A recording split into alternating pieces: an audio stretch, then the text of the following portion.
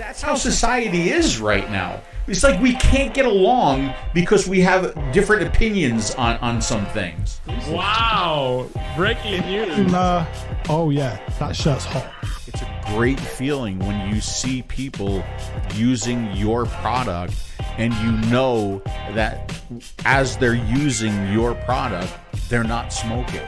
That is an amazing feeling. Do you not think at some point somebody in some meeting somewhere is going to hold this up and say, look at who they're promoting to? By law, the FDA has to review every single application independently.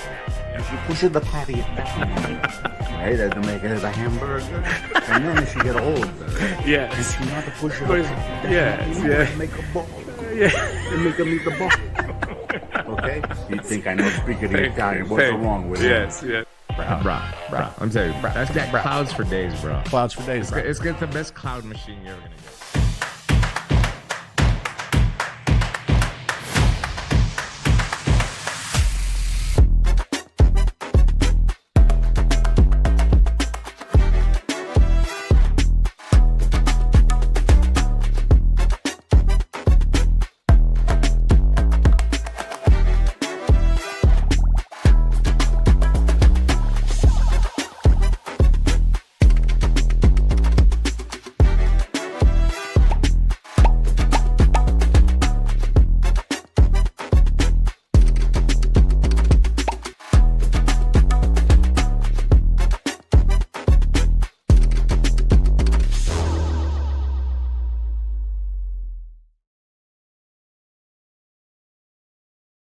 All right, wait, my mic isn't on and your mic isn't on. All right, so I'm going to do a little check, 1, 2, 3 here. And you Check do the it. same for me, pal. Check it. Okay, Till and your I think mama makes it. I think I have the dual mic issue resolved. Maybe, I don't know. Well, I mean, we'll find out, I'm sure. And sure what else? I was going to say something else. People are going to bitch about something. Yeah, I'm feeling very uncomfortable tonight. Why? You can't tell?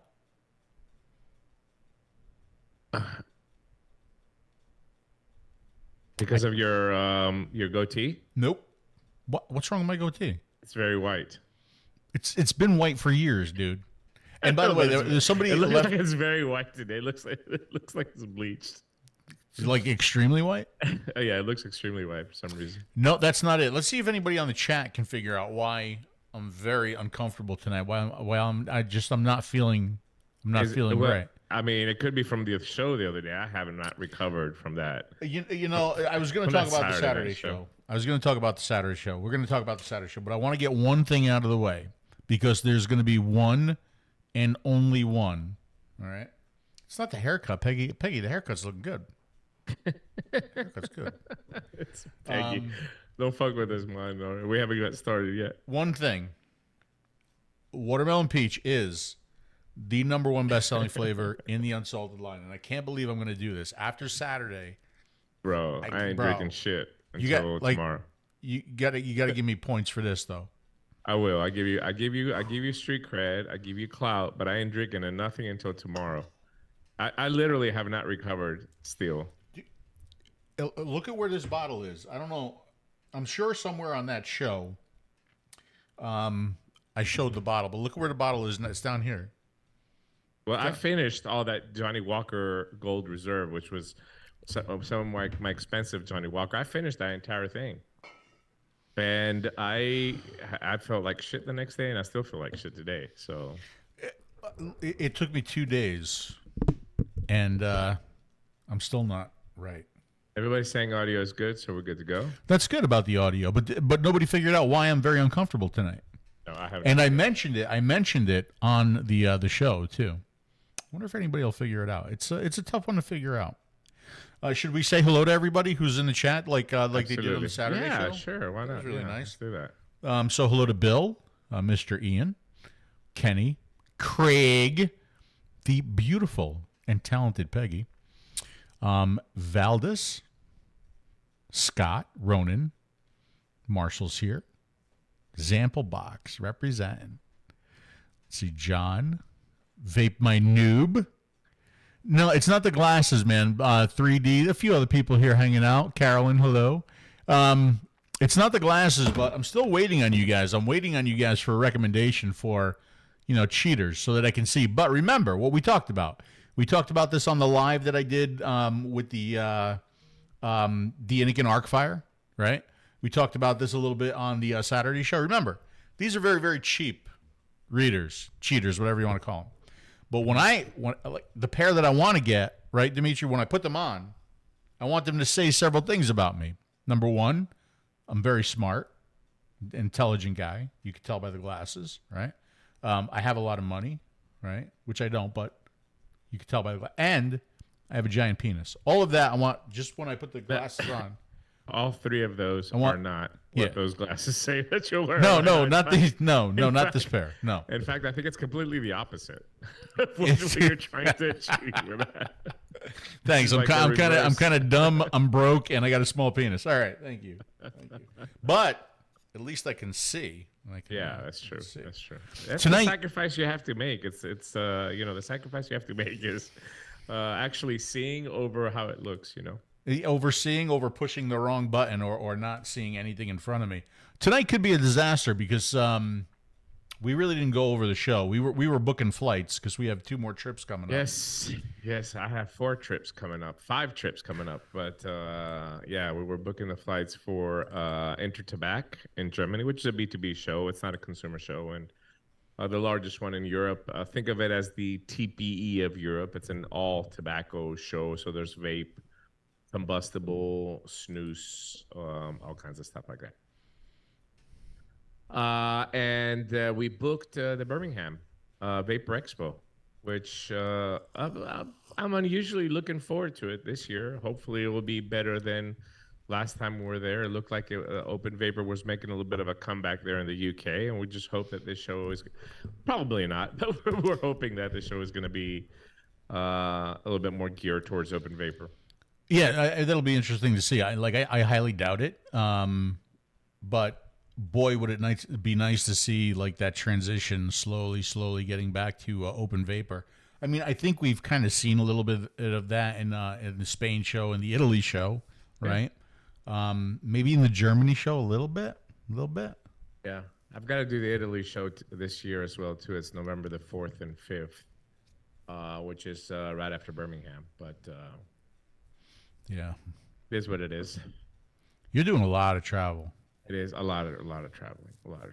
Yeah. It is very draining. But speaking of traveling, before we get started with the China show, I want everybody to know that when we went to China, we were there for approximately 10 days, and it's a long flight for me as well too. Even being in Greece, it's a 17-hour journey. I had a 13.5-hour flight from Hong Kong to London, and then from London a 4-hour flight to Greece. So me and Phil got to Hong Kong the night before. We stayed at the hotel that's inside the airport in Hong Kong, the Regal Hotel, and our flights were, I think, 10:30 in the morning the next day. So Phil did have some issues there at the airport. I thought I was going to have to go bail him out again, but thankfully he made it through. However, 3 hours into my flight going to London, my 13.5-hour flight, I get a text from my other job saying, you need to be in Indonesia in 2 days. And I was like, what the fuck? I was just in China. If you would have told me 3 hours ago, I would just stay here and just, take a 2-hour flight. I'd be, from Hong Kong to Jakarta. Oops. So I literally had to fly 13.5 hours back to London, then 4 hours to Greece, spent 1 day here, got on a plane the next day, went to Doha 4.5 hours, and then from Doha, I went 9.5 hours to Jakarta. So I was literally, I flew halfway around the world in literally under 4 days. It was brutal. And I only stayed 2 days in Indonesia, so then I had to get on a plane and come back. Because my sleeves are, I read that, Ronan.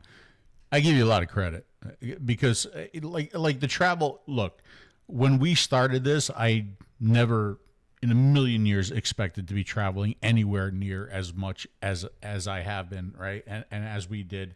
You know, before COVID, it was like almost like every month we were going somewhere, right? COVID obviously stopped things for 2 to 3 years, and now it's picking up again.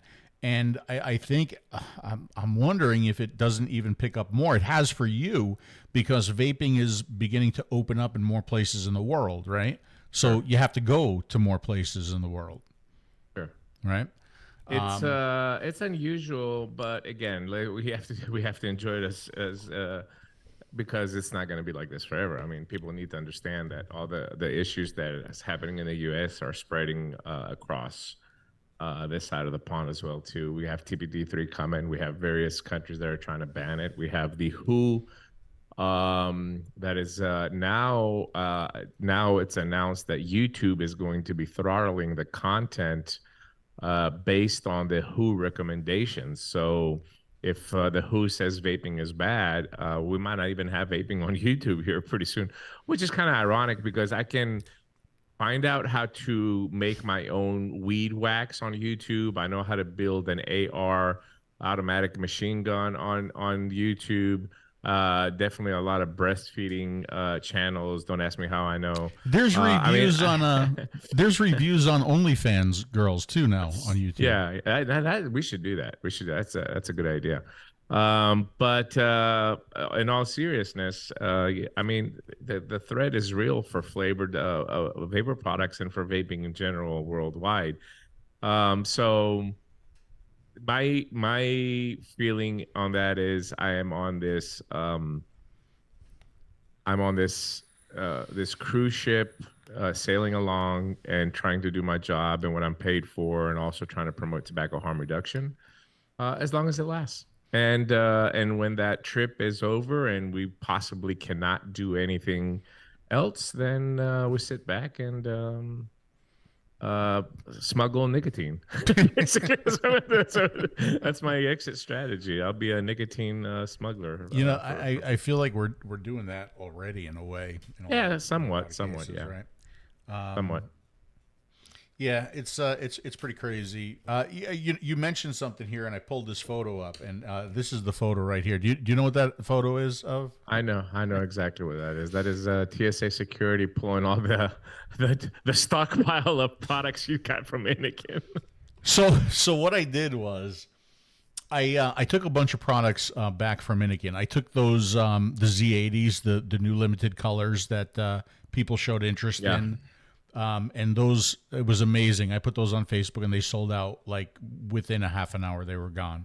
And I was just like handling everybody and trying to get them shipped, and I shipped them all the next day. So the Z80s, that was no issue because no batteries. So those were all in my my check-in bags, right?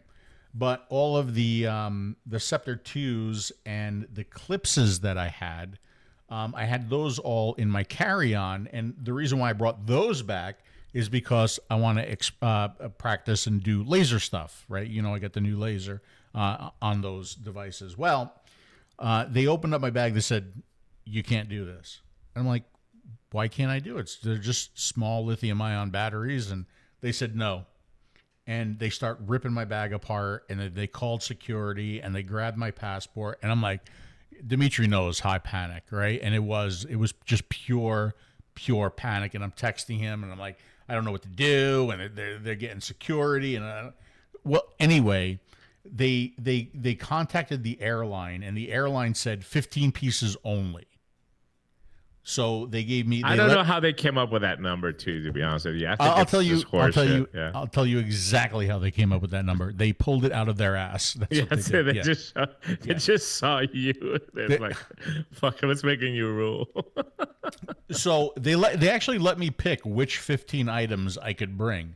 So I brought the Scepter 2s because those are just worth more than the Clipses, and I wound up losing like maybe 20 pieces there. And they said, no worries, no problem. You can just send somebody to pick these up. I'm like, no, that's not going to happen. But I made it. I made it home. Yeah. It's interesting. You should have just put them in your check-in luggage and fuck them. You know, I mean, that's what sometimes what they deserve to do. And sometimes I do that. I'm not gonna lie to you. Question from Mike. Dimitri, do you think they would go after vape advocacy shows? Absolutely. And I'm gonna tell you why. I just get just to end that because I don't want to spend too much time on it. It's fucking YouTube. Who the fuck cares? YouTube works with an algorithm and an automated system. So if they change the algorithm and they change the automated system to pick up keywords, if you're promoting vape, even if it's a tobacco harm reduction advocacy channel, if the algorithm or whatever formula they have put in, just like you saw, it was picking up and striking vape videos that had links on them, or when you were talking about links and stuff like that, all that was done by a computer. It wasn't done by a human. Then you would submit and somebody would review it, blah, blah, blah. But if they change the algorithm based on whatever who gives them, and if you say inside, well, vaping is 95% less harmful than cigarettes, for example, and that's one of the triggers for the algorithm, yes, you're going to get a strike. So, yeah, absolutely. I don't care if it's advocacy or not. Apparently, it doesn't matter. So, I mean, that's just the way it is. Yeah, and it's not like I'm doing a lot of work YouTube or videos or reviews, but, I mean, just to like have a backup if something does happen, I am on Rumble too. So everything that we do here automatically gets copied to Rumble. So if I make any videos, if I do any lives, everything goes automatically to Rumble. So you can look me up on Rumble, and if we ever need to do a live. Now by the time you uploaded everything to Rumble, Rumble is dead. Now there's Kick. Kick is the new one now. By the way, can you upload them there, and then in 2 months I will tell you what the new one is too, so you can upload them there as well. Because nobody's using Rumble at all. But everybody's on Kick or Trovio. That's the two new ones. It's there just in case. Yeah, I know, but I'm saying is that it's just so silly. You have to go through all that stuff. And tell me about it. And I mean, I don't know what the solution is. Like, how can you go after YouTube? It's a private company, obviously, so there's not much that we can do about it. Yeah. But ultimately, it's just another squeeze. This is how industries die, by when you're getting squeezed from all angles, and then you end up not having a voice, and people don't learn about vaping and these products, and that's how you eliminate competition. Yeah. I did get a request. Somebody just contacted me last week, and they were looking for some of my old videos, and they said, we looked in YouTube, we couldn't find anything.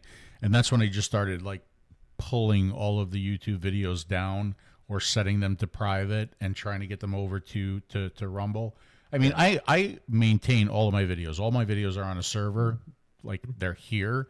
So, I mean, they'll never be lost, but I mean, as far as people accessing but them. some of the older stuff, like, I mean, you know, who cares, I think even like a Kangaroo Pro Tank video, like, I mean, it's cool because, you know, it shows all the work that you put in and the millions of views that you've had. But other than that, at this point, who really cares? I mean, so to me, it'd be more important to have something that can be refreshed like monthly, like keep your stuff up there for a month and then just kind of archive it somewhere else. Yeah. And if people really want to find it, they can go find it.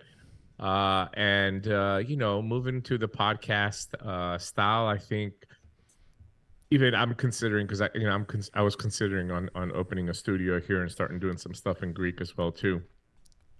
That's vape related, but the more that I think about it, I like what a lot of the independent famous creators are doing right now.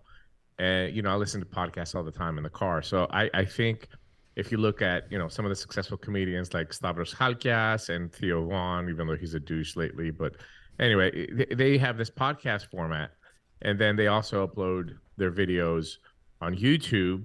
However, they don't really care if they're monetized or demonetized or whatever, but then they do a lot of shorts on TikTok, and they do YouTube shorts as well too.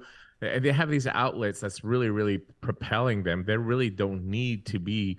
A lot of them are putting their specials up on YouTube for free because they're getting 1.5 million views. So I think that the entire way that we move forward has changed, and we have to adapt to that. So I think that a podcast format, especially when you're talking advocacy, because you're not really showing a lot of products, but you're basically having discussions, is probably the way to go. And I think it's the way that a lot of people are getting their content right now anyway. Driving, laying down, traveling, people just put on a podcast and listen to it. So yeah, maybe we ought to consider that for the DP show as well too.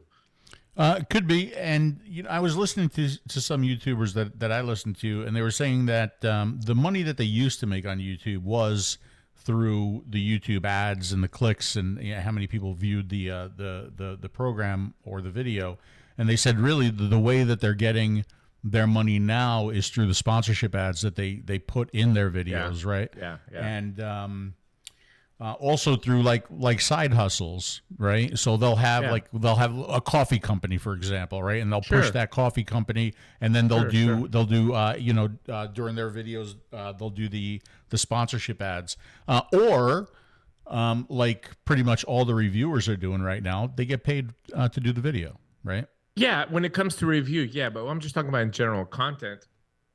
In general content right now, Liquid Death, you hear them a lot. 𝗶𝗀𝗀, which is a company that makes language learning. 𝗍𝗵𝗶𝘀 is a company that's spending a lot of money on podcasts. 𝗍𝗵𝗶𝘀 is basically an inhaler. And the way that they promote it, I mean, literally the guy that they've paid to do their advertise, go and look it up, 𝗍𝗵𝗶𝘀. The guy, whoever they're paying for, says, use this product to stop the bad habit. Like, it won't tell you to quit smoking because of the regulations, right? And it's adjustable airflow. It's a device. It's fidgety. But basically what it is just flavored inhaler vapor, but it's not, it's mechanical. There's no battery in it. Yeah. I've seen this. They're spending tons of money on podcasts right now. Yeah. I've seen this. I've actually seen TV commercials for this too. Yeah. They're spending a lot of money on podcasts, and in general, I'm seeing a lot more companies do this because they understand that that's where people are getting their information and their content, and it's not just mainstream media anymore. Yeah. You know, one device that I'm really interested in, they've been promoting this a lot. Hold on a second, though. Where did it go? This device here, like when I saw this just like blew me away. This one right here. Yeah, that one's I don't great. know if you've seen this one. I worked very hard on that design. But I tell you what, this design too, and if you flip it over, I mean, it's even more impressive. Even better. It's really impressive right there. I appreciate you standing in for me to draw that, by the way, modeling for it. You know, when I saw, I looked at the board. Right, I know. And I was like, "What the fuck is that?" I don't know. It's like it's the greatest design ever. Limiter is asking for the Vape Team videos, and I will tell you what happened with those, because those were hosted on Jamie was the technical producer at the time. Were hosted on his. We had created a Vape Team channel. Basically, it wasn't hosted under my YouTube channel. So because Jamie works for Google, he took them all down because he's afraid, to get strike. And if you're an employee for Google, you might get in trouble because a lot of them were, all of them were vape content related. And we did do a lot of crazy stuff on the Vape Team show as well, too. And that's why they took him down. Yeah. Boy, there were a lot of videos. There were a lot of videos from the Vape Team. You guys were 128 shows, man. That was a lot of fucking You guys content. were the originators.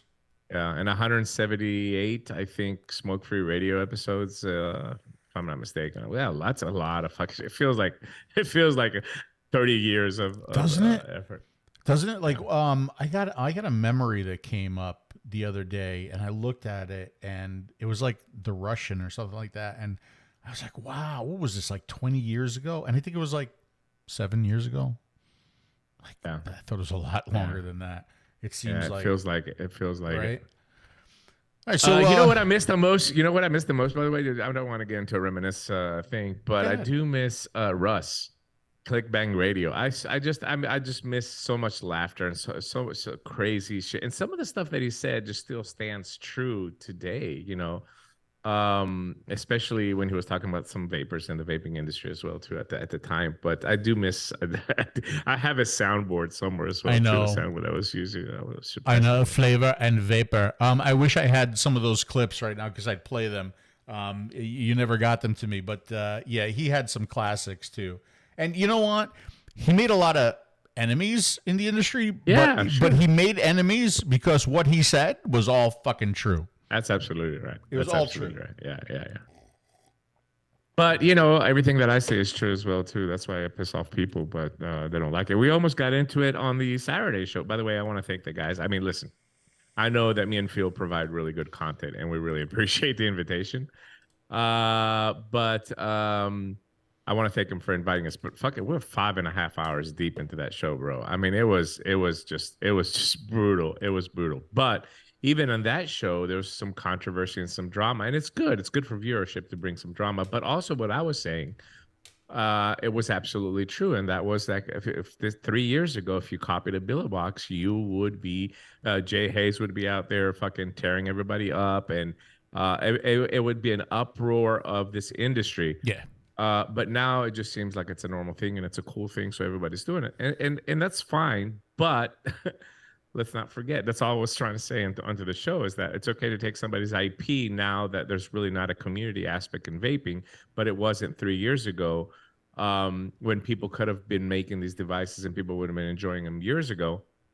Making a cheap billet box is a good idea because people will always buy the original. I don't think it's a bad idea. Personally, I would never do that. I would not copy a design and put somebody else's, but other people are doing it, and people seem to be fine with it. So who am I to judge? Yeah, I mean, do you remember all of the Clone War controversy and all of the my God, you know, the Empire mod? Remember the Empire mod, the drip shields that started coming out of China, the lava tube from Volcano. I mean, I can go on and tell you about products that the 𝗵𝗵𝗀𝗀 knockoffs and stuff like that. Like the lava tube. You think about the lava tube, right? The lava tube, it wasn't even close to a 𝗵𝗀𝗀𝗀, right? It was plastic. It was cheap. It wasn't, you know, not as good a screen as the 𝗵𝗀𝗀𝗀, but it had the same functions as the 𝗵𝗀𝗀𝗀, and people lost their minds. Their minds. Yeah. Right. By the way, the last thing I want to say about the Saturday show is that Sure. I saw way too much man nipple on that show, and I'm good. I don't have to see man nipple for the rest of the year. I don't want to see man nipple until 2024. That's all I'm going to say. Can I be honest with you about the Saturday show? Mm-hmm. All right, hold on a second. I'm going to go to a close up of me here. I don't remember a lot of it. yeah, you were pretty fucked up, dude. What the hell? Like, you say man nipple, I remember putting on the cutoff. Yeah, it wasn't you. There's like the guy. If the guy that was wearing the one shirt had his nipples out. Madge. He had holes in his shirts where the And then fucking Nick's getting naked. I don't know what the fuck was going on. It was just. I mean, it was just too much. It was just too much sausage for me. The one savings grace is really when Pug's wife shows up. Pug's wife, yeah. Thankfully, Pug's wife came in a little bit late and saved the day. We had something nice to look at, but the rest of it was pretty brutal. All right, let's get to China. We did. We went to China, didn't we? We did. And I have I have a whole bunch of clips. We haven't even talked about all of the clips that I have. And I have no idea what order to show these clips in. Okay. So maybe I'll show like two of the most important ones first, right? And we'll start with this one. Chinese toilet. Phil, how you doing, buddy? A little uncomfortable, but getting by. That's because of the thing on that's the sign. The way they pee in China. Right, like this. Look, that sign right there, and that's what I did. You did it very, very well. I did, and you kept it all inside the bowl. I'm very proud of you. Yeah, that's at not your an easy age. thing to do. At your age, that's a fucking miracle. It really is. And then I got pissed. I forgot what I got pissed about, but you know when I get pissed, right? Like I'll walk away, or I'll start doing things, and I was doing something, right? And I was doing this. Yeah. I got a picture in there, but a little bit there on the right, Phil. There you go. Yeah. Now keep in mind, Dimitri knows that I'm pissed, right? But he's egging it on, right? He's he's doing the Dimitri thing. Yeah, good job. You did a fantastic job. See? Is this in your contract? No. It says a good job, though. You have to clean all the Those white boards boards have never been cleaned. How clean they are over there. Look at it. It looks like a wall. You've done such I did a them great all. job. It just like blends in. Well, you know what? Let me draw a little something for you. No, just keep recording. Okay, all right. Let me draw a little something for you. Oh, I can't wait to see Wait till you this. see this here. Hold on. Okay. We should trace this out. Trace this out right here. Here, see what I did? That device is coming from INNOKIN soon. Your drawing is really bad, but I get it. I can't tell if it's the middle finger or the New York skyline. I'm not sure which one it is. But there you go. There you go. I drew something for that. Like, I'm an artist. What made me mad? Do you remember? What didn't you make you mad in China? It's every day you were pissed off. But I mean, that's just for people that don't know, we haven't been to China in 3 years due to COVID restrictions. But before that, we used to go twice a year, sometimes 3 times a year, to work on the projects that were coming out from INNOKIN or the projects that were coming under our name with a platform series. So keep in mind that it's always been our experience that when we go to China, the products come out better. We're able to work with engineers closely. We're able to test the products where we're there, and make changes on the fly. It's very difficult when you're far away and you're trying to communicate through Zoom or Skype or WeChat, and then you have to wait for a prototype to come back. And if you need to change something on the prototype, you need to explain that through Zoom. It's extremely difficult. This way, and listen, INNOKIN really appreciates it, and the engineers appreciate us being there as well too, because it really helps them get shit done very, very fast. However, we had 5 or 6 prototypes that were ready for us there to try out and use while we're there. Every one of them needed work. Every one of them needed work. Some of them didn't need work. Some of them needed total redesigns. Yeah, like redesigns. So every day it's a struggle trying to explain. But that, I will say that we accomplished probably about 75% of our goals being there. And we also told INNOKIN that if we need to go back in November, we would to finalize the new round of products. But I will tell you, as a general idea and the strategy and the pipeline that we decided on, which again was a struggle, because every Chinese company just wants to put out product. It's only natural. With disposables last year, a lot of the companies, 95% of the companies focus on disposables. So there was not really a lot of new stuff coming up in open vapor. Yeah, a bunch of pods, but they all pretty much do the same thing. So now everybody's starting to shift back to open vapor. This is another sign that I talked about on the Saturday show, that I do see the return of open vapor coming. So there were just a lot of projects to finish, and so we had to test a lot of stuff and make sure that everything was working correctly, or at least the pipeline made sense. So our pipeline is to release a couple products now that are going to be under the platform series lineup, compatible with the Z coils. We do have an RTA coming as well too. All that's going to be before the end of the year. And then in January, we're launching something brand spanking new that we've been working on for a year now. Maybe a little bit too delayed on it, but better late than never. And we really can't talk about anything about that. That's going to be happening in January. But right now, we can tell you that here within the next couple of months, you're going to see a couple new tanks, devices that fall under the platform series. Yep, like this tank right here. Yeah, like that one. That I believe you put a very similar picture on Facebook. Mm-hmm. This one's pretty much ready to go. So this is, and one of the great things about going to China, and Dimitri already talked about it. We can do rapid fixes and prototypes there. The engineers will come in, we'll get on the whiteboard, we'll have a discussion. No, we can't do it this way. Here's why you can't do it this way. Okay, they go away. The next day, we have a brand new prototype, right? They have a brand new change. They did something different, and we try it, say, okay, it's good, let's go with this, or no, we need to fix this a little bit more, right? And sometimes everything gets fixed the way that we want it to. Sometimes it doesn't, but we always get it to a point where at least, at this point, it's a really good vape and it's ready for the market. Yeah. Right? It may not be perfect, because I'm kind of a perfectionist. I want everything absolutely perfect, but it's not a perfect world. I can't get perfection all the time, right? And always, sometimes it's just not possible. We can scream on top of our lungs, but listen, we're just two guys working for a company, and we listen as vapors. We want to make sure all of our designs and our dreams become a reality. But we had two bags of 3D printed ideas that we brought with us, and I think we got 3 out of that entire 2 bags of 3D prototypes. Which again, I'm surprised. I think it's a lot for it's usually not even that much, but who knows what's going to happen next year with this new project that we're working on. We might be able to get a few more things out there that we enjoy vaping, and we think that people will enjoy vaping as well too. Yeah. I'm looking for the first video that I want to play, and I know which one it is. I'm just trying to find it. So just talk for a second. Here we go. Okay. When I just a couple questions from the chat. Yeah, sure.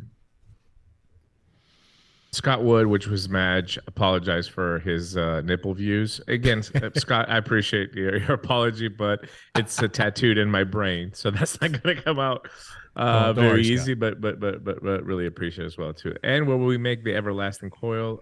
No, because if we do, Nettie, then we can't make any money. And but we can make a long-lasting, good flavor coil. And I think that we provide that with the 0.8 ohm Z coil right now, which is the top seller across the board, and it still sells millions every year. So please don't forget what happened with the everlasting gobstopper, right? You get nothing. You lose. Nothing lasts forever, baby. Not even life.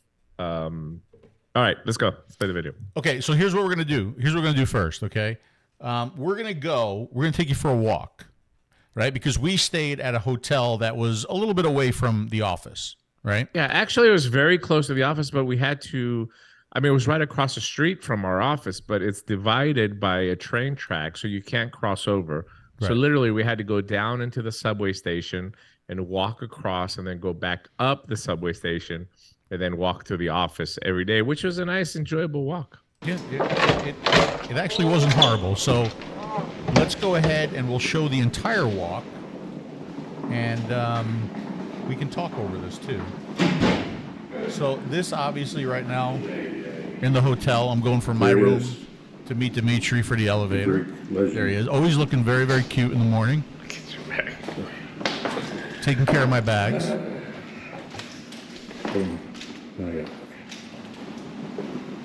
What was the name of the hotel? It was a Hilton residence, but it was called yes, in China. Yes. So the room is pretty. What was it called? I should know that. Air conditioner's working. Yeah, air conditioner works good, which is good. It's okay, buddy. I'll find it. I got the front screen. So I thought what we would do. There you go. It was a Hampton by Hilton. Yes, that's it. The Hampton by Hilton. One thing that you will notice of this walk is you're going to see no foreigners. We're the only foreigners. We're absolutely the only foreigners. Just not a lot of foreigners here, if any, at this point, but for various reasons that we're going to discuss a little bit later on, but it's just really unique to see.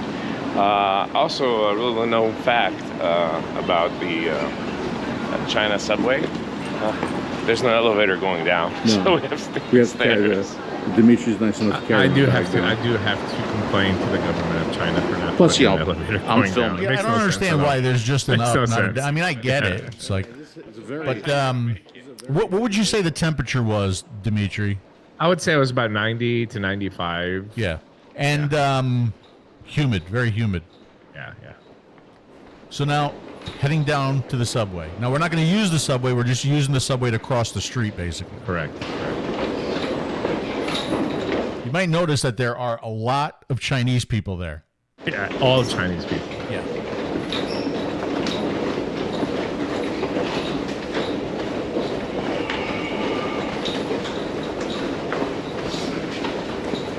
Now, pay attention to the volume level in the subway too. Yeah, if that was New York, you'd be hearing get out of the way when you're doing that. By the way, I put the camera down as we went through security. I didn't know. It would have been crazy. I didn't know. It's just up there. I think you need a risk in your life a little bit. You just, why are you so scared? It's, well, I take a couple of days in prison, you can be all right. You can be fine. You think so? It's going to happen. Right. I mean, who's going to bother you in prison anyway? You'd be like the prison king if you went to the prison. I would be too, wouldn't I? Do you notice, like, okay, so there's not that many people here right now. And the reason why we're doing this is because we have to cut through the subway to go across a few streets. Yeah, we're crossing the street instead of going all the way around to the traffic light. We're just going underneath the subway and getting out on the other side. Right. So you said noticing it. I didn't notice it actually today. I noticed it even more. It's just how quiet it is. It's very quiet. If this was like New York, it'd be like, It'd be you chaos. hear like fucking, motherfucker! But yeah, it's just very quiet. It's Everybody's so just going to quiet work. down here, yeah. Plus, nobody talks. They're all looking at their phones. All of them. And Everybody's all of them. walking. Everybody's walking on their phones. Look, there's a lady. Amazing. That's everywhere there, in the offices, on the streets, walking around here in the subway. Except restaurants. Except for restaurants. Restaurants were loud. I agree with Restaurants are very loud. Yep. But I think it's because they work all day and they're quiet. And I think that's just like their release time as well, Yeah. too, you know? you. So here, we get an escalator to go up. Thankfully.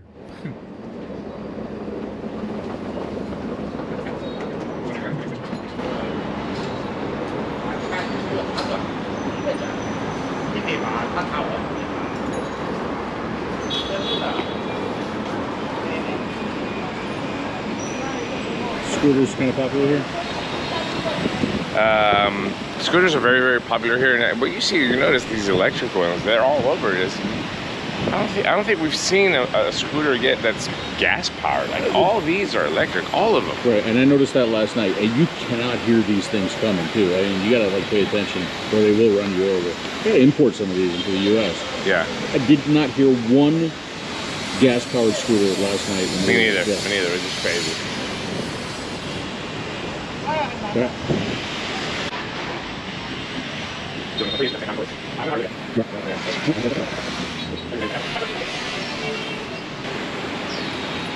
Hey, guys, you can't imagine how many scooters are there. It's unbelievable. Jeez. So many scooters.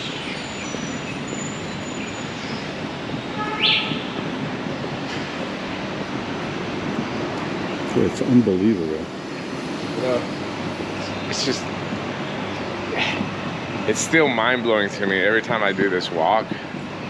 It's just like, when I met you in Virginia for the first time, and we passionately hugged and kissed as good friends, meeting, almost 13 years later, we'd be walking to work in downtown Shenzhen, China. Right, crazy. Working 10 hours a day at the factory with engineers, marketing, and sales. I still can't believe it. It's just unbelievable. It really is. So here you got a bunch of food stalls, and then later on in the walk you'll see a bunch of street vendors. And dude, I got to try something from the street vendors. Yeah. I got it. It was interesting because they told us that one of the reasons why they chose this INNOKIN has 2 floors in this building that we're going is it's very popular with it because there's a lot of young people that work at the company. I think INNOKIN right now has like 1,400 employees. I think that almost 200 of them are here in this building here, which includes sales, marketing, IU design, interfaces, electronics, stuff like that. But for the young people, the area where they work is very important. Subway access, right? Because most of them don't have cars, so they're gonna need to be somewhere close where they can come to work. And food is very important to them. Yeah. So it's because if you don't eat, you yeah, that's correct. So there's just tons of eating places around here, little small restaurants and street vendors. That way they can, grab lunch.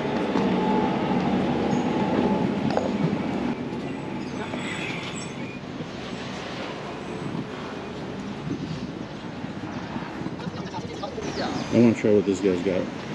I like that. Looks I never made it to him. I never made it back to him.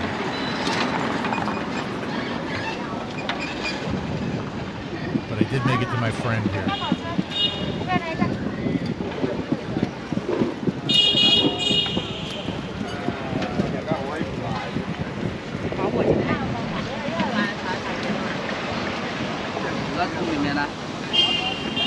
This lady too. I want to try her pancakes.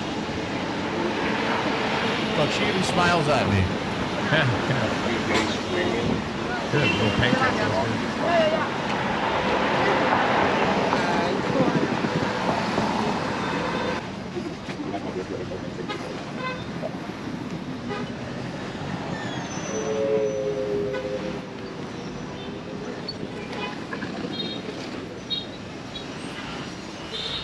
And you can see if you're not paying attention, you will get hit by a scooter. Yeah, they're on the sidewalks. That's a little bit weird.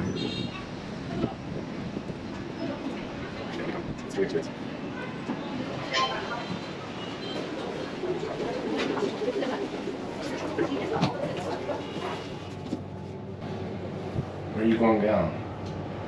No, I must have been going down. Why are you going down? We must have been going Why did you down. press down? I didn't You didn't press see the down. elevators not going down? We did the same thing. Why with did the you not elevators. pay attention That's a to hottie. How did I it? even notice It's a her? huge fan of mine. Because it Just went now down. noticed You're bitching at me, Literally, that's it's why. 15 seconds going down. No, Back up. we're still in the Please air don't conditioning, interrupt me when that's there's all a that hottie matters. around.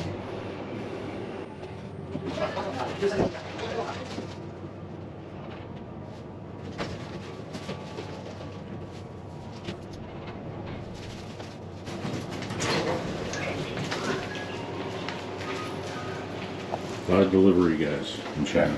Like, you can get anything delivered. Yeah, I mean, WeChat is just amazing. You just open up WeChat, you hit, whatever you want to choose from inside of here, and you can send money, you can get coffee, I mean, anything that you want. We're gonna need coffee. Within minutes, we're gonna definitely need coffee. Punch with it.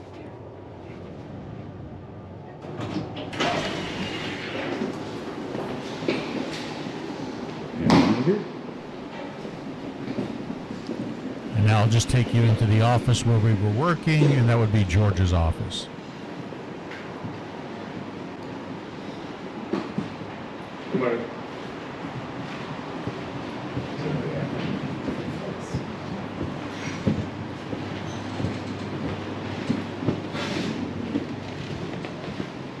You'll notice all the clean whiteboards. Yeah, I do want to say I did see a few comments. We didn't see a lot of people wearing masks. In fact, I think we saw less people than the first time that went to China. I thought that the first time that we went to China, we saw more people wearing masks. So they're fed up with this COVID bullshit just as much as we are. Oh, yeah. And things are safe. I know there's a lot of division and a lot of racism right now in America and all that, but everything was safe there. Everybody was nice. They want foreigners to come back. The tourism is hurting a lot over there. Their numbers are very low, but listen, everything was clean, everything was good, everything was sanitized. We didn't have any issues whatsoever. The people were nice as ever. And what you saw there is a daily commute. We ate lunch just like the regular employees. We ordered noodles at work, and sat down. I mean, we had some amazing meals, don't get me wrong. But during the day, that's what it is. We got there at 9 o'clock in the morning and we left at 7, 8, sometimes in the evening. And all we did is working on strategy, marketing, sales, and design engineer of the upcoming products that INNOKIN is going to release. Yeah, there were a lot of days where we just went from the office right to dinner and then to the hotel, and that was the end of the day. I mean, it was round the clock, and the Chinese don't stop, right? We worked on Saturday too. And I thought we would be the only ones in the office on Saturday. No, the office was full. Yeah. Right. We're supposed to have Saturday off, but they changed it, gave us Sunday, and Sunday there was a tsunami. So we missed half the day because it was raining and it had a lot of winds. But that's what you do when you work and they tell you got to go to work. That's what you do, and that's what we do. That's what we did. I enjoy that commute better than being pampered and there's a car that's going to pick you up. You can come for a couple hours and leave. I enjoy putting in the time there because you feel like when you finally see your product coming out in the market, you really feel like you've put the time and the effort into it, and you feel like you're more part of the process and the creation of it. Taking something from an idea and putting it down on paper, and then seeing a prototype, and then a second prototype and a third prototype, and then finally choosing colors and making manuals and making videos for it. It's pretty cool.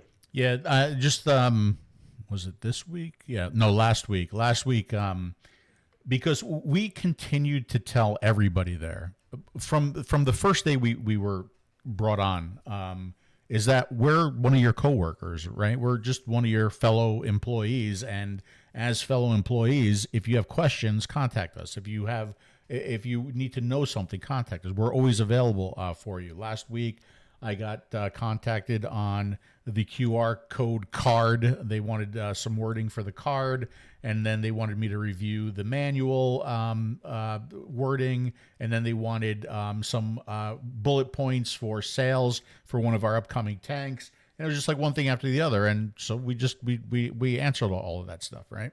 Yeah. Let me get a couple of these questions. Does China know that Dini's running for president of Greece?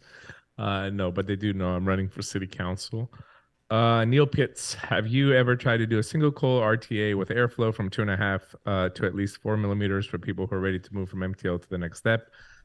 We've discussed that it just does not fit our MO. It doesn't fit our Aries platform.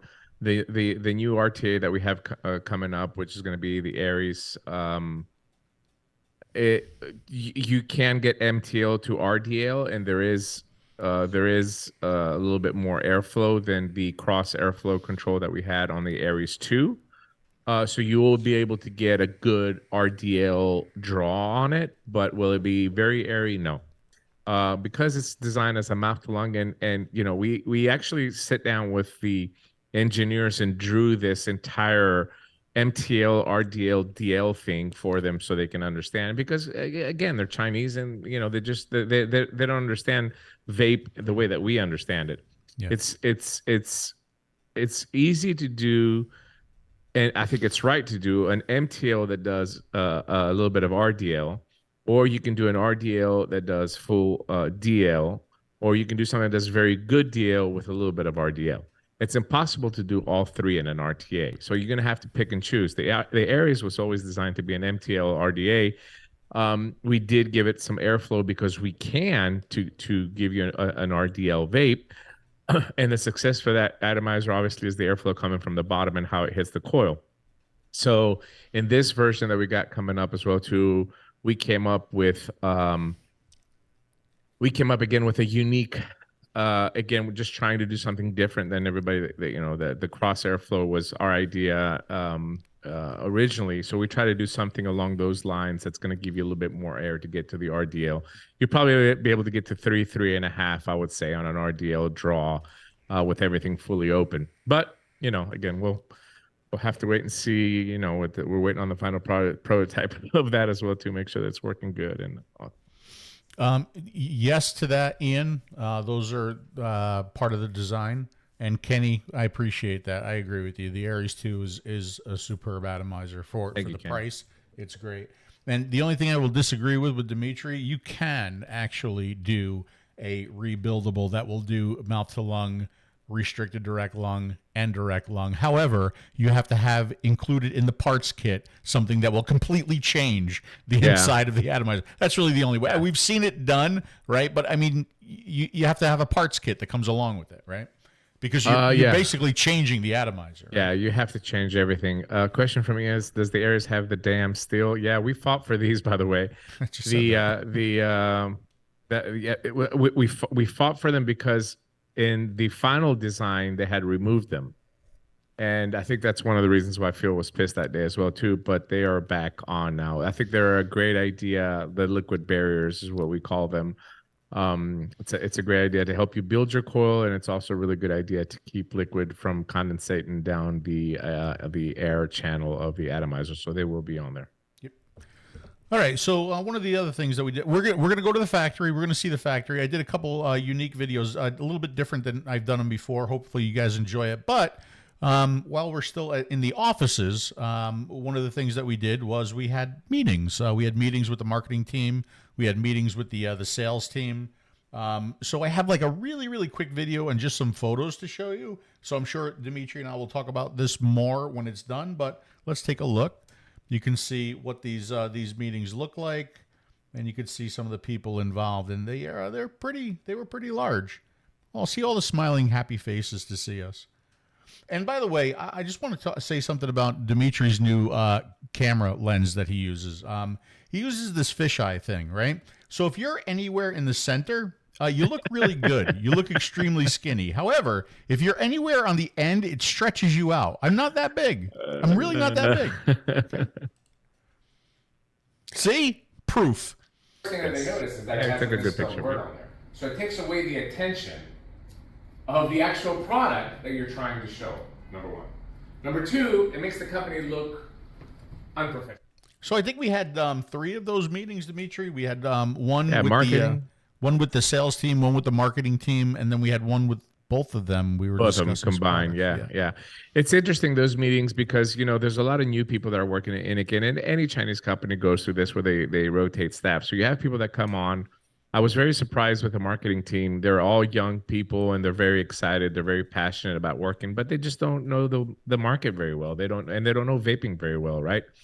So I think that the meeting that we had, I think everybody enjoyed it. It was very, very helpful for them. We did, again, create a few new strategies with the way that we communicate with them and how we're going to pass on information and can help them. The sales team, again, was, a lot of the salespeople were from the old school INNOKIN, but combining the sales team and the marketing and trying to create this form of communication flowing correctly through that is a challenge, because there's not a lot of communication between the engineer and the product department and the sales and marketing team. Now, this is done on purpose, believe it or not, because it's China, right? And there could be somebody working in the marketing department that's also working for Geek Vape or something like that. And so they're very hush-hush about the new products until they're ready to launch them.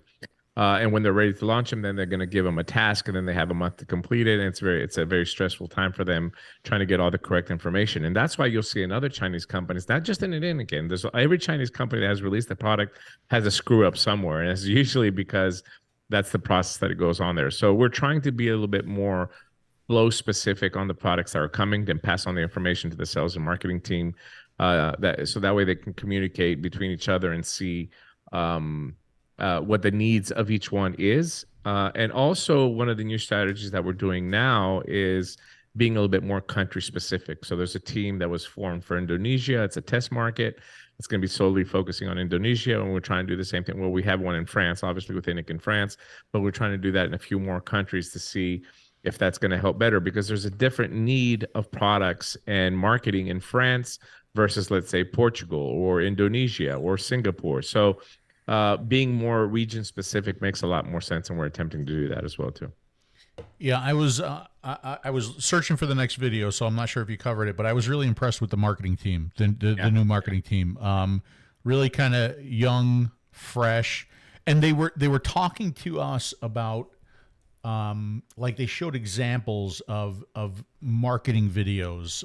They had these little video clips, and they were like, what do you think about the camera angles when they take the camera and they drop it all the way down to the road and they do this kind of thing, or they do different things? And, you know, I'm at an age where I don't see that anymore. And when I did the reviews, I didn't see that then, and I don't see it now, right? I'm more like, I just want to give you the information that you need to make a decision as to where you spend your money. You've heard me say that before, right? But it's different now, right? It's not necessarily about that big long snip, right? It's about making it look cool, right? Yeah. Doing it fast, having different camera angles, an unboxing video that takes 30 seconds, a review that takes 10 to 20 seconds. You know, we live in a different world now. It's not necessarily my world anymore, right? So I'll give them ideas on the things that they're doing, right? But it's nice to know that there is this new, young, kind of hip marketing team there that's working on the next batch of products. Yeah. So I look forward to seeing like what they come up with, right? Let me answer a couple of questions. Scott Wood, what is the percentage of vapors in China? It's still healthy, but it's definitely dropped after Chinese government banned flavored products. In fact, one of the biggest companies that made a huge investment into China was Relax, RELX. It's a pod, pre-filled pod system it's available in Europe and Canada. They're pretty big as well too, and it's Chinese owned as well too. But they dominated the market. Even in Huangshan Bay, where we went to shop for electronics and electronics districts. I remember there used to be tons of little vape booths there. Now they're limited down. I think we saw 4 or 5 vape booths, and you know, it's all tobacco. I'm sure there's black market flavored products, but not only have they banned flavored products and menthol in China, your tobacco has to be tobacco. It can't be tobacco with vanilla or tobacco with bourbon. And in fact, we found out there's a committee. This committee is comprised of 10 or 15 people. When you're going to put a product on the market, they take your product, they actually vape it and test it to make sure that your product, your tobacco flavor does not contain any other aromatics inside. So it has to taste like a tobacco flavor. So that's obviously affected. The very rich people in China can get anything that they want, and they always could, like Marlboro, Camel Crushes, and stuff like that. So they can do the same thing with flavored vapor products as well too. But as far as the general market, banning flavored products has really hurt them. And also, Neil Pitt's a very good question. I love these questions when they're smart, good questions. I love them. How much has the price increase on vape products since the new China laws have gone into effect? Great question. Not really. It has not affected the price. The raw material goods, the process of creating a vape product and sourcing out actually has decreased. And you'll see in a few of the videos that Phil's going to play later on why. However, every Chinese manufacturer now that exports products has to have a manufacturer's license that's printed on every box of products that leaves.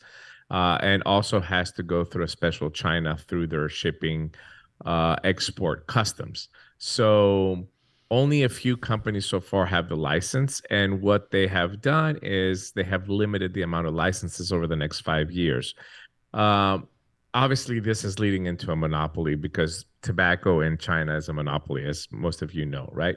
So eventually, these companies are going to be limited to a very small amount because they're going to put more and more strict processes as things move along. The first step is to get a professional license, which costs some money, but it doesn't affect you, the consumer. At the end of the day, the price of goods, of creating the goods, has not increased. In fact, it has come down a little bit. I have a question for you, Dimitri. Do you think in China, so big tobacco is big tobacco in China too, right? The same way big tobacco. Yeah, it's just owned by China instead of Philip Morris. Right. That's all. Yeah. Do you think, though, when they see more and more people vaping, right? Do you think they have more of a problem with that there? Because if they try to eliminate it, that puts a lot of people out of work because all of the vaping products are made there.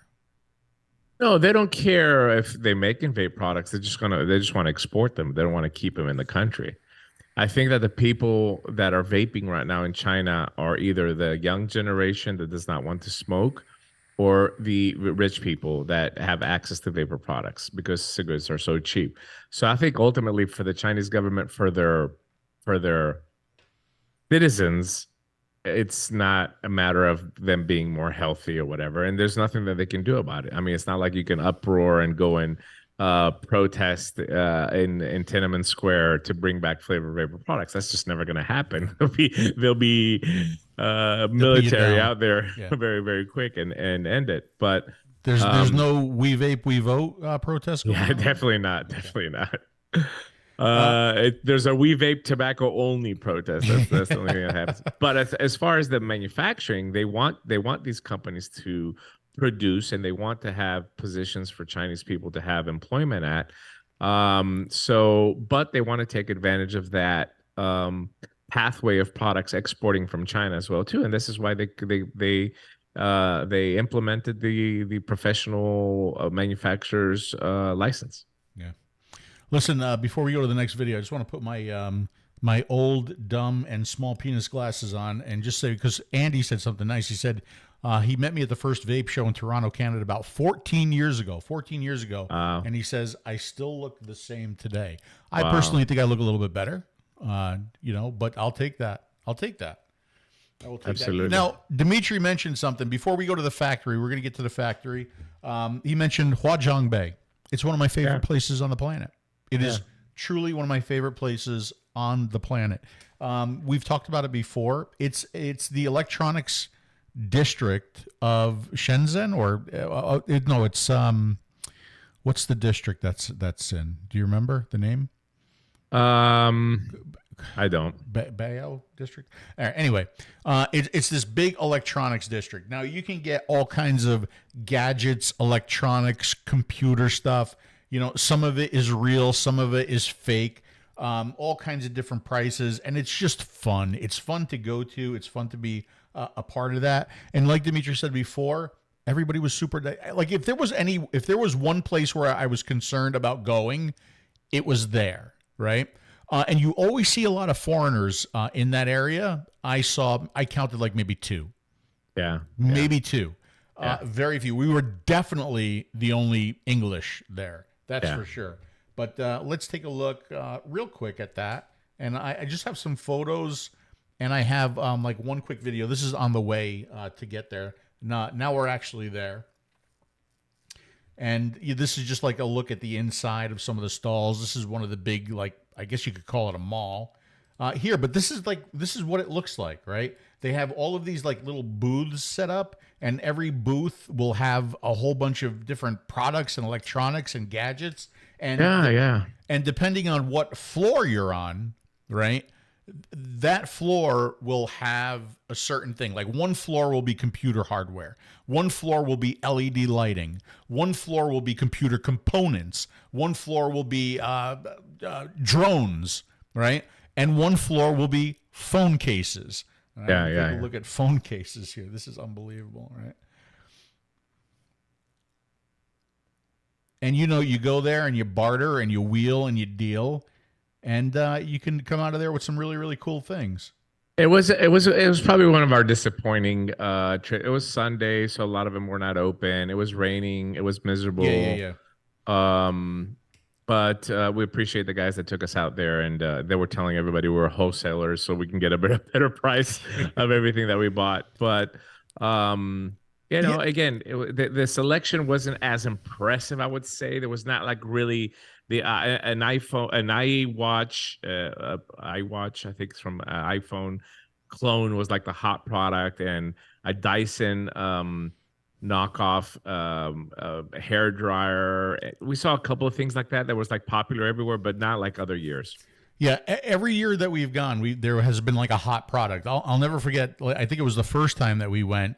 Fidget spinners were hot, right?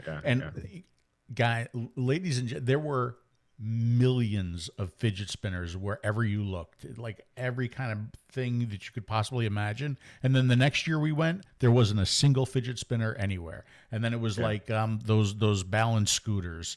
And like Dimitri said, this year it seemed to be the fake iWatches, that Dyson like hair dryer, and wireless chargers. Yeah. Right? Wireless chargers, but with a see-through base so that you could see the coil underneath. Yeah. And drones, a lot of drones. A lot of drones.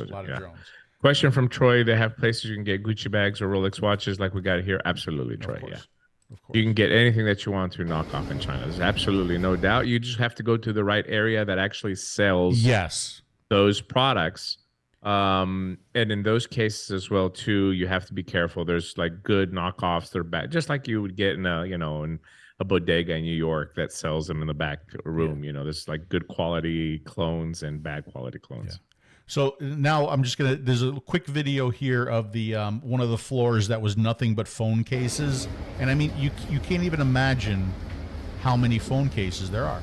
So like when you order these things from like Wish and Temu and Amazon, this is where they come from. This is where they originate from. My phone here, right? Just millions of them there, just millions of them.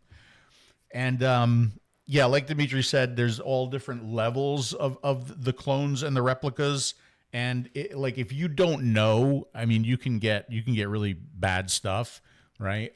If you don't know like where to go. And also, like, that area is all electronics, right? If you can't find a bag, like a Gucci bag or a fake bag, anywhere there. You will not see a single one, right? You have to go to a different area. You have to, like even watches, you will not, other than like the iWatches and stuff like that, you see them there. But we went once to a watch district where we can get your fake watches, and even there, they don't have them in the case. Right? You had to ask. They bring out a catalog. You go through the catalog, you find the ones you want, and then they go in the back somewhere and they bring them to you. Yeah. Question from Vaping Mike. While in China, how were the two of you perceived? Friends of a China company or outsiders? Listen, everybody was lovely with us. And I'm not even talking about just INNOKIN. Everybody was very nice, very pleasant. We didn't have any issues. And that's always been our experience. And in the discussions for the new people that we met that we didn't know before, we made new friends. We saw old friends. A little funny story. While we were walking to work one morning, this Chinese guy just stops and says, "Hey, 𝗍𝗵𝗀𝗀𝗀. He was a guy that worked for a different Chinese company. He does a lot of work for Demand Vape and John for his disposables. And we just sat there and talked for about 10 minutes in the middle of the street and just showed appreciation, even though, you know, he was trying to get us to go to his company, and have dinner with him because, you know, the Chinese all want free information, you know. You know, we reconnected on WeChat and he treated us very nice. We never had an issue in China where we're treated as outsiders. Everybody shows us respect and hospitality. And there's a lot of hospitality. I mean, they're all really welcoming, warm people. You know, that's one of the things that always upsets me about, like, you know, the racism against the Chinese. Don't think of the Chinese people as the Chinese government. They're two completely different things, right? I mean, you know, you see the frustration in their eyes too about, you know, their government. And I was talking to somebody and they were saying, you know, with COVID, that COVID really hurt a lot of people the same way it hurt, you know, people here financially, their businesses. You're on this side. We know somebody in China that owns a sushi place that we've gone to since the first day we've been going there. I missed that. Yeah. Right. And we called Brian, who was the first person who took us there. And we've gone a couple times without Brian, and we wanted to know if she was still available. And sure enough, the sushi place closed because of COVID. Right. Yeah. So, you know, that affected people everywhere. And I heard too that, the Chinese economy was really, really hurt by COVID, obviously because of sales of product and everything, but also because of the amount of testing that they had to do. That's a lot of people. Chinese people, that's a lot of them. And they were testing people like 2 or 3 times a day, right? The testing people got frustrated. Money, people right? got frustrated just like there. But when it comes to the racism, imagine if everybody in China thought of Americans as Joe Biden right now. Like you're all senile and you're falling down, you know, when you're talking. It's just an example. Don't make it political. But this is how I think a lot of them feel when we talk about China. And because a lot of the people there, they're struggling and they're just trying to live their lives. And it's even harder there with the communism that exists. So just be a little bit more open-minded when you talk about people like that, and be a little bit more compassionate. For somebody like me and Phil that have traveled all over the world, we've seen there's good people and bad people everywhere, right? But the majority of people that we have interacted with in our 13, 15 trips, or I don't know how many we've taken to China, has always been a very good experience. And the people are very, very lovely, and they're very interested to talk to somebody that's you know, from the outside. Not a joke. All right, let's what do you say we go to the factory now? Want to go to the factory? Yeah, let's do it. Let's do it. So we're going to go to the factory. We are going to enter the factory. You're going to see the main area when you walk into the factory, and we're going to go to the it's kind of like a museum, but it's a meeting room, right? It's the factory's main meeting room, and it's where they have all of the INNOKIN products from day one. So let's take a look at that.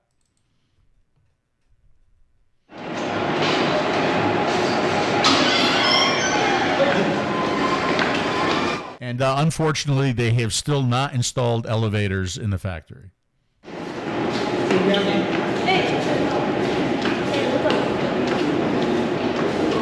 By the way, you'll see a couple other non-Chinese with us. This is the French team. They're on the tour with us. Hello, how are you? That's one of their asses right there, as a matter of fact. Thank you. Hello. How are you doing? From France. How are you doing? Good? 我们这时间后面出来了。You see, 时间你肯定要看一下的。对，不是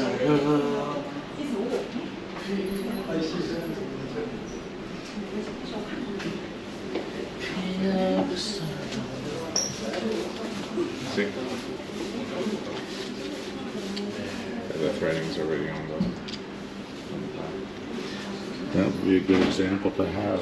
Yeah, but the problem is, I see what they're saying. It's too big. It's too big. That's why the pods are going to have to be smaller.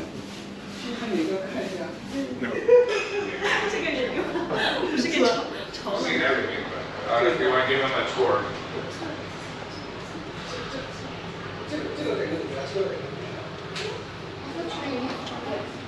Sorry? Yes. Yes, it's good. I mean, the flavor is very subjective. They gave me to try it. I don't like it. That INNOKIN might Jimmy. make Jimmy, my man. Yeah, there's Jimmy. Jimmy. One of the nicest guys Yeah, in he's a lot of China fun. right there. Just so much fun. He should go to all of the shows. He should. He really We'd sell should. more product. I was going to say that device in the background might make a comeback. Yeah, the INNOKIN. I don't know how many people remember that, but with the new rules that TVD is coming up with, we talked to the engineers. I think that the INNOKIN at the time when I think 2017, I think it came out, and I actually got involved in that project a little bit more than Phil because of the we were just trying to think about regulatory framework for the FDA. So I remember at the time that I thought it was just a fucking brilliant idea, right? The INNOKIN was basically a device that had a breakaway battery, but the battery was not an 18650. It was an 18650 in its closed cell. And you basically just slid it on top and it locked into place. And then you could take it out, charge it separately, or just charge it directly onto the device. I think you're going to see a comeback, especially with the rules in 2025 here about batteries in Europe. So yeah, you might see it. And another part of that is this little device. I showed this on the Saturday show as well, too, with all the disposables and all the talk about disposables being banned. This is basically the same idea. The shell of the disposable is not disposable. The battery is inside this shell. You keep this part over here, and then you have your pre-filled e-liquid cartridge here. And you can see, I just dropped it. Go ahead. We'll wait. Got it? Okay. You can see that I have vaped all of it. I actually asked them to send me more. This is a really good apple peach flavor that I enjoy.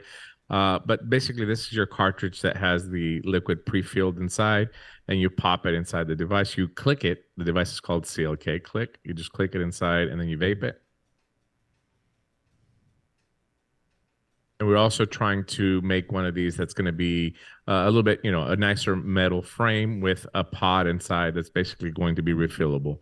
So devices like this, you're going to see a lot more coming. And I mean, obviously, if disposables go away, those customers are going to want something easy. And this is a nice little next step for them. Also really cool about this is that it has a removable 510 drip tip. So you can put whatever drip tip that you want on. It kind of looks like a little Boro device. But not a copy of the billet box, so we're good. I think that device has so much potential. I think that thing has got so much potential. You know how I feel about that thing. Yeah.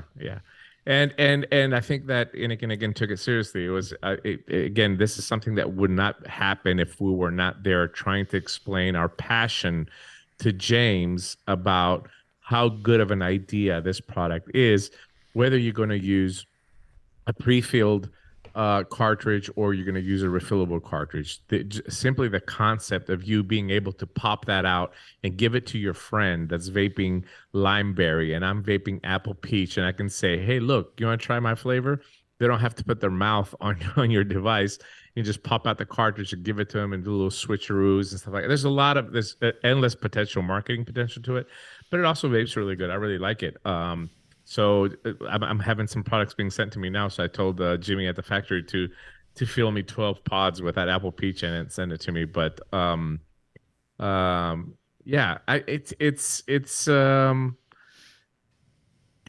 it's going to be really interesting over the next couple of years to see what happens with more government restrictions and how the industry is going to adapt. You know, one of the main reasons why I want to see that thing in a refillable is because currently it's got all the disposable flavors in it, right? So obviously it's not going to work for me as far as the nicotine. It's not going to work for me as far as an overly iced flavor, right? But again, I think that thing,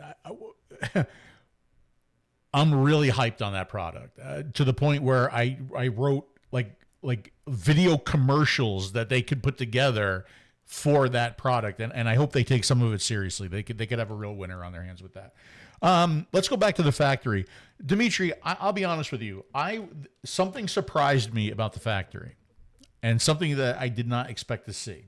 Right, I expected to see the factory be stagnant, right? Because don't forget, the first time we went to INNOKIN, the first time we visited, all of the offices were there, right?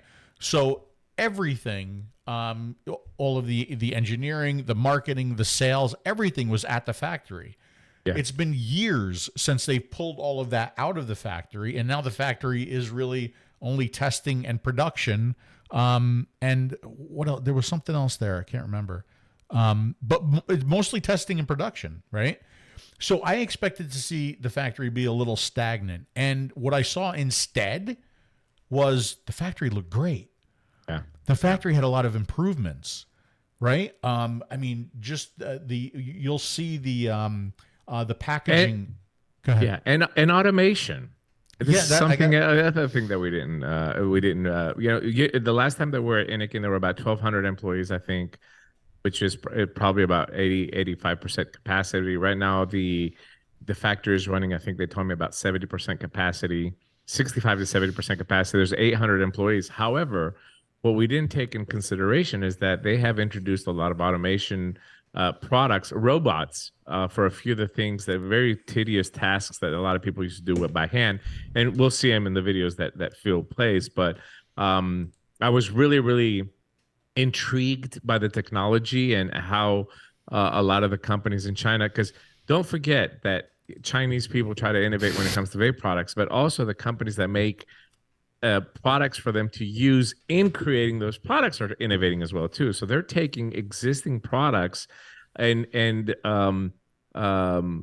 changing them to fit what the companies that are making these products are needing, and you're going to see this in including the disposable feel. The disposable feel, I want everybody to see it, because all you have seen is the video that was leaked from that fake elf bar factory where people were just filling them by hand and vaping them and all that.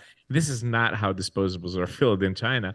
Yeah, just very shocked, and everything was working fantastic. Jimmy has done a very, very good, very clean, very organized, very up to date, and I was very happy to see that. Since Dimitri really pushed automation just then, I'll show some of the automation videos first, and then we'll take a look at some of the other ones. But keep in mind, like you said, we've seen production, right? We haven't seen automation in production really. So let's take a look. And these are some pretty complex machines too.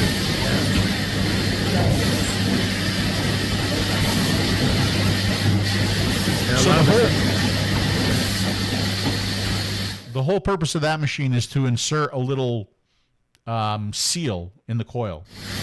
Yeah, most of these machines that you're going to see are for the 𝗍𝗀𝗀𝗀, which is I mean, it just goes to show you how many 𝗍𝗀𝗀𝗀s we're still making, bricks and bricks of them. But quite a few of the robots machines that we saw that were coil specific were all for the 𝗍𝗀𝗀𝗀.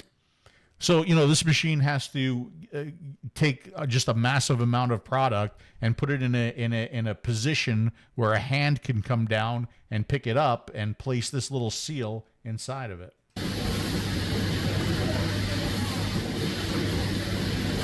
Insulator.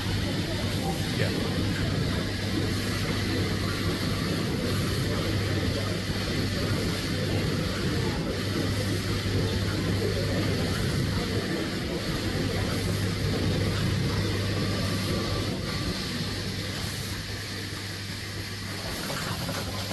Look at this one.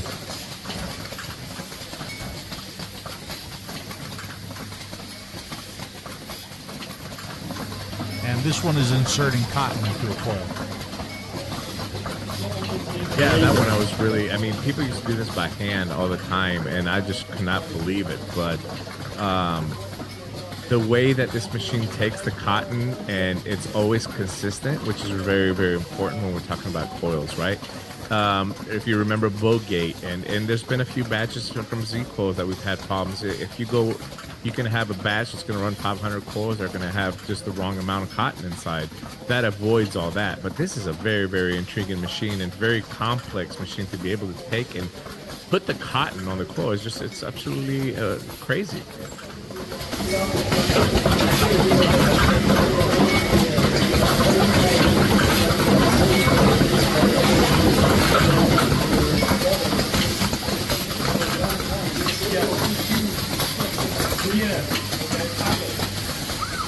Rifleman, you're correct. It might have been, they might have been making small arms ammunition and they adjusted it to the needs of the factory. This is a laser machine. If you guys remember in our early videos that we did INNOKIN, we would go into a room that all they did is pick up one of those by hand, put it on the machine would laser like 4 of them at a time, and then put it back down. This now just takes the Z coil, it prints on it what the material is, the resistance, and the recommended wattage on the coil, and does it all automatically. So Dimitri, this is actually the first time we've seen some of this here, right? We haven't seen this be automated, but we're seeing automation out here with the laser engraving. We saw some automation inside where they're putting O-rings into coils. They're putting cotton into coils. Yeah. So from what I understand, it's to increase production through and save on labor costs. And also to reduce labor mistakes, right? Labor Every time you mistakes, have a hand process, and if you guys remember earlier videos from 2014, we saw a lot of this hand action, especially with these coils. There's always room for error, bad batches, something can go wrong. This eliminates a lot of that. Also, in this particular factory, I don't know if you remember, but engraving used to be in the back room over there, just like a small room. And now it's an entire production line of engraving here with all these machines. So excited to see it. But more excited about it is that, you know, a lot of this automation equipment is used to make the 𝗧𝗂𝗍𝗀. Can you describe the hand action that we got the last time a little bit more? Yeah, so that, you know, it's a little bit more like this, you know, like you're wrapping or just putting in like the cotton inside the coil, then they would put it by hand and then cut it like that, and then like that. Yeah, there was a lot that's of that the pounding. Yeah. Because it's press fit. Right. But even the engraving, you know, you saw it there earlier in the line. You have to take the coil and position it correctly. I mean, even that gives you a little margin of error if the coil is not positioned correctly on how the thing is going to hit, how the engraving is going to hit on it. With this machine, you eliminate all that as well too. Interesting stuff. And it's running on the very, very new version of Windows 7 there. We got those at a bargain. So I actually have, they've moved the lasers, right? But they are still doing some of the laser work by hand. You can see that here. One of my favorite stations, lasers. I like lasers. So this is a fiber laser. There's 3 different kinds of lasers. There's a fiber laser, a diode laser, and a CO2 laser.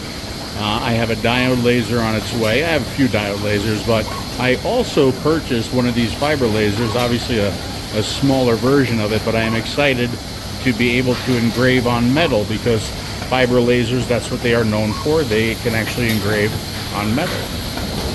I'm having a request made. Yeah. I'm going to have some coils made with some special laser engraving. It's going to say on it, "Feels my bitch." It's gonna be very limited. Why does it got to say that? Well, it's a loving in a loving way. Yeah. No. They're gonna be limited edition coils. So then when you vape those, you're gonna feel more like pimp-like. Pimp-like. Yeah. Okay, that's a good thing. Yeah. So it's also automated. Did you see the automated one? So I'm going to in a minute, but so watch out for those coils. Yeah. Watch out for the. Now, did those Phil's My Bitch coils? They're out there now, right? Yeah. You might get them in one of your packages. All right, hold on. I'm looking for. Here we go. I found it. Yeah, this is the disposable filling machine. Go ahead, Dimitri. Yeah, this is a disposable filling machine, and the reason this machine was adjusted from a pharmaceutical company, and the reason why it takes longer. This is long for China, by the way. I think it takes like 9 seconds to fill the disposable. It has 2 needles that go inside to make sure, and then what it does, the needle lifts up a little bit, make sure that it fills the entire disposable.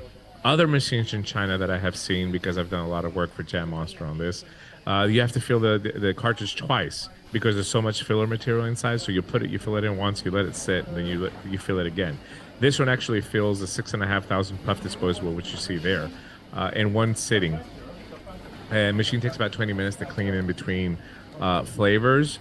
But you can see that the mold that was created on the bottom, this pharmaceutical mold, it will take 12 disposables at a time. Then they go on the table. On the table, then there's a seal put inside, and then another person seals the entire cap from the top, so it's so the consumer won't be able to open them. But that's the way that disposables are filled in INNOKIN in a very clean environment, and it's not maybe what you possibly would have thought of because of some of the videos that have leaked out. Keep talking there, buddy. I'm just trying to find the next video. I'm sorry. Yeah. And I have to look at some of these questions as well too. Okay, so that was the automation. We played that. Can the U.S. go back to pre-filled pods in an open system? I mean, Peggy, look, if disposables go away, the consumers are going to need something to fill that spot as well too. Flavored pods are banned in America right now. I mean, Trump banned them when he was president. So I don't know. I don't know what's going to happen. But all the disposables in America are illegal right now. So I can't see why we wouldn't have pre-filled cartridges as well too, and maybe call them cartridges instead of pods, and manipulate the system just like we're manipulating the system with disposables now. So I don't know. But the key here is, I will tell you, we've seen a couple more devices that INNOKIN's putting out that are refillable, disposable, like the Endura S1, some bigger and bigger capacity devices, and hopefully, the key I think is always going to fall down to the vape shops, well, the few vape shops that are left that are pure vape shops in the United States, on how to educate their consumers to move into an easy, open, refillable system. Make price charts. I've made price charts now. I don't know if you can show this, Phil. If I can, maybe I can share it with my screen. But okay. I made a really nice chart for I have it here. The puffs thing? Yeah, the puffs. I don't know if I sent it to you. I think I did, but I sent it in WeChat. Which WeChat? Yeah. But anyway, hold on a second. Let me just pull it up from here. I just want people to see that, like, what can you do to train your customers and explain to them, not only do you save money if you're going to switch to a refillable system, but you have the option to vape 800 flavors instead of the dozen or so flavors that's coming with a disposable, and it's better for the environment. And I mean, there's just so many benefits that can come from that. All right, let me see if I can just. I don't know if I can share my screen, but let me just send it to you. Yeah, Craig, I agree with you, brother. Just Phil. I already had downloaded it. All right, I'm sending it to you on Facebook right now. Okay. So I did this. Oh my God, where is it?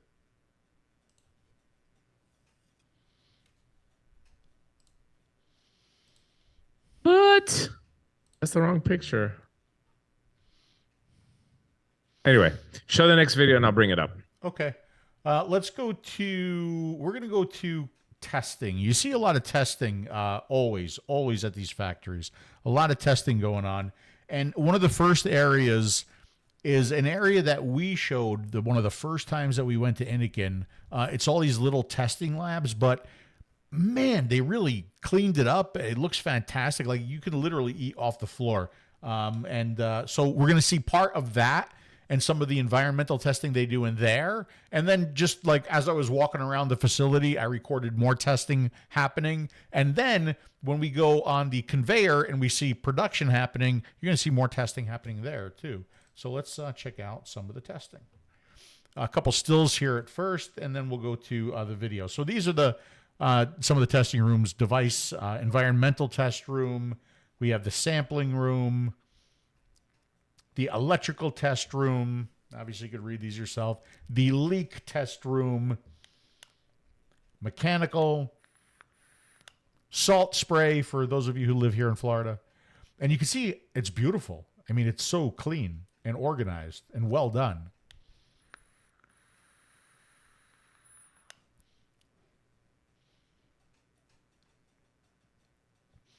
Jimmy did a fantastic job at the factory. He really did. I think this is the salt spray. You can't really tell, but they have devices on that turntable inside, and they're spraying salt water on it. I think this is a leak test. They're shaking things around. And this is just, again, some of more of the testing that's going on in the facility as we're walking around. This guy's looking at the electronics and how they heat up when they're being used. This guy is doing a puff test.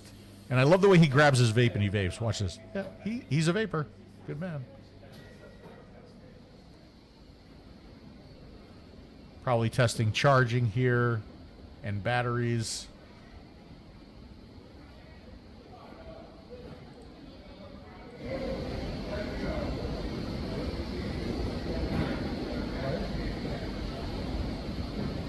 Good old oscilloscope.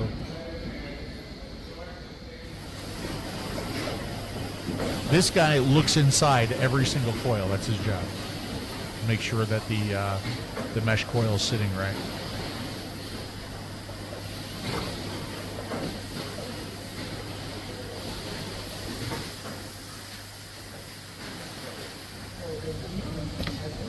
It's a button test. You can see the machine will push the button, fire the atomizer. I think this is more button or battery testing. I think that was the disposable puff testing. Oh, puff tests. Yep. Okay. So just a couple of comments. Yeah, I did. Couple of comments.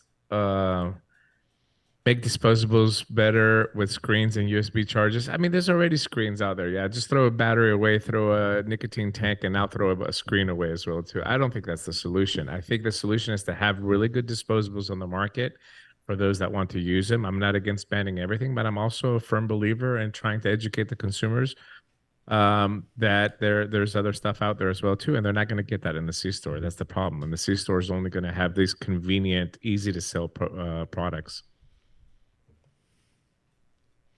There you go. Yeah, so that's something that I made this year because I'm having a big promotion with the Endura S1 in my store. So you can see there, it's just a simple graphic because all these consumers, like Phil always says, is all they know is puffs. They don't know anything else about ohms, voltage, nothing. So basically what we did is we took an ELF bar, put it on the left, and said this is 800 puffs. And with the Endura S1, you can get up to 7,000 puffs.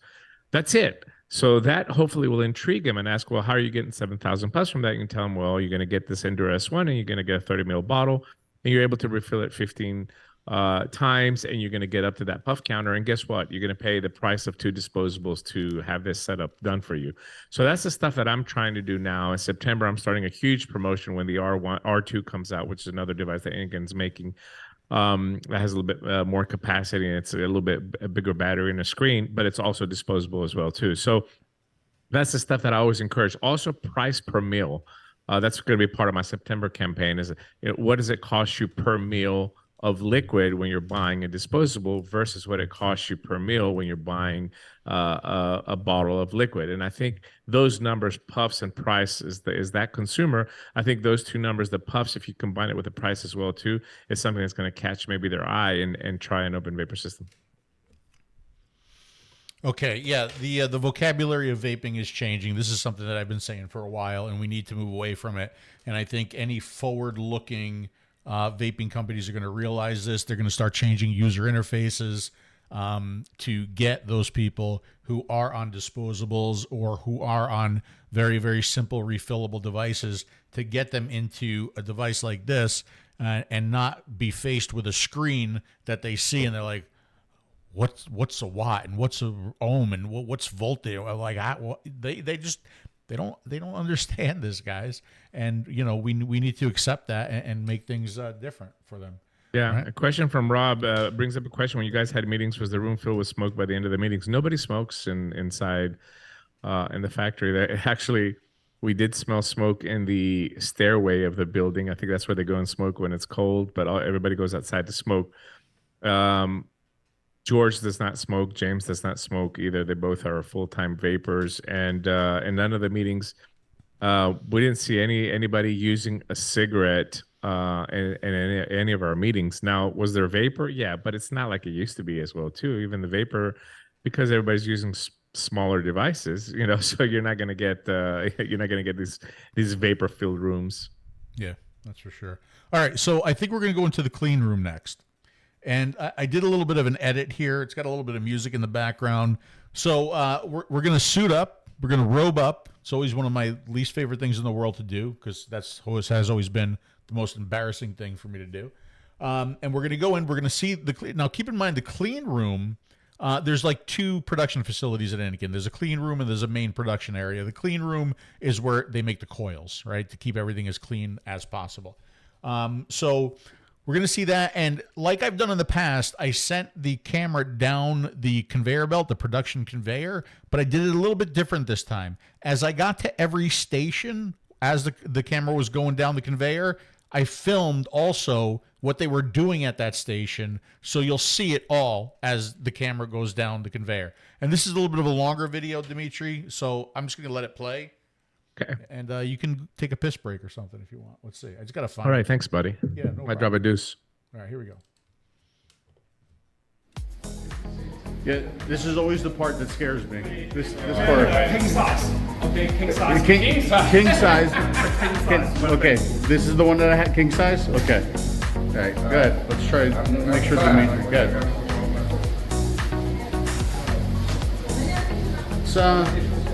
It's good fit. Good fit. Very nice. Here. Can you hold this one? Anything else? Hold that too? Yeah, sure. Okay. I just it says SS is STN for sure.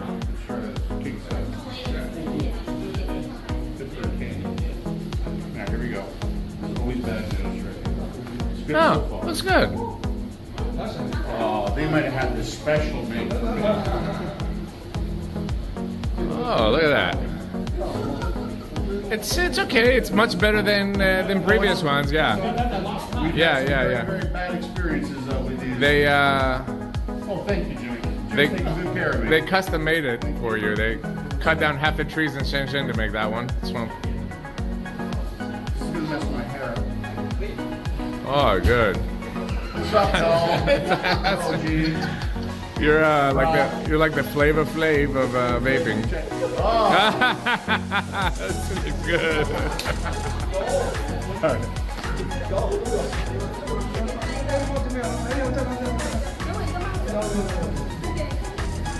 Looking good, looking good. Everybody's looking very handsome.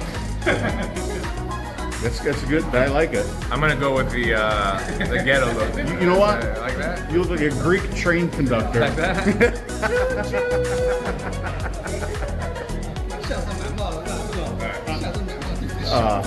In France, we say oui, oui. Oui,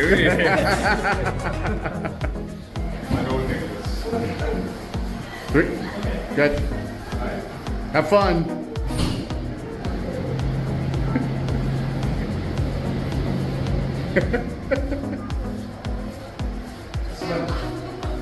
Okay, we go this one? Okay. Looks like a giant microwave. In the air shower. There you go.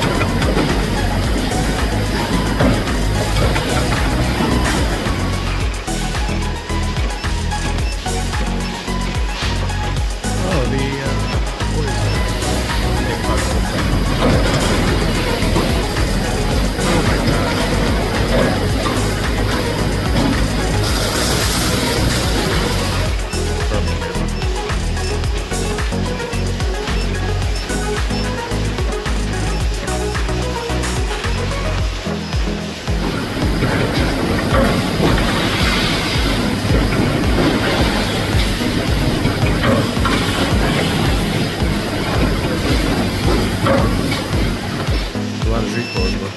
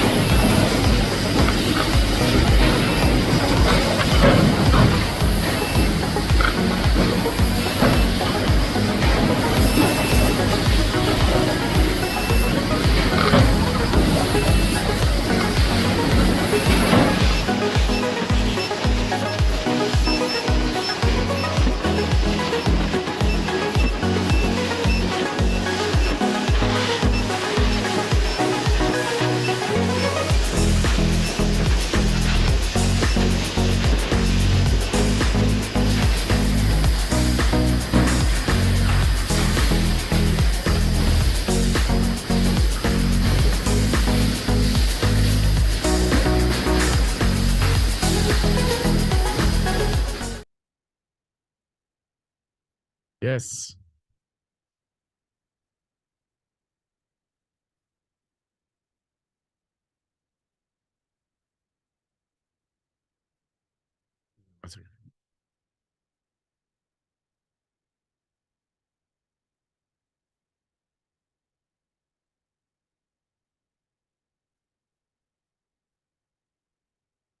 Yeah.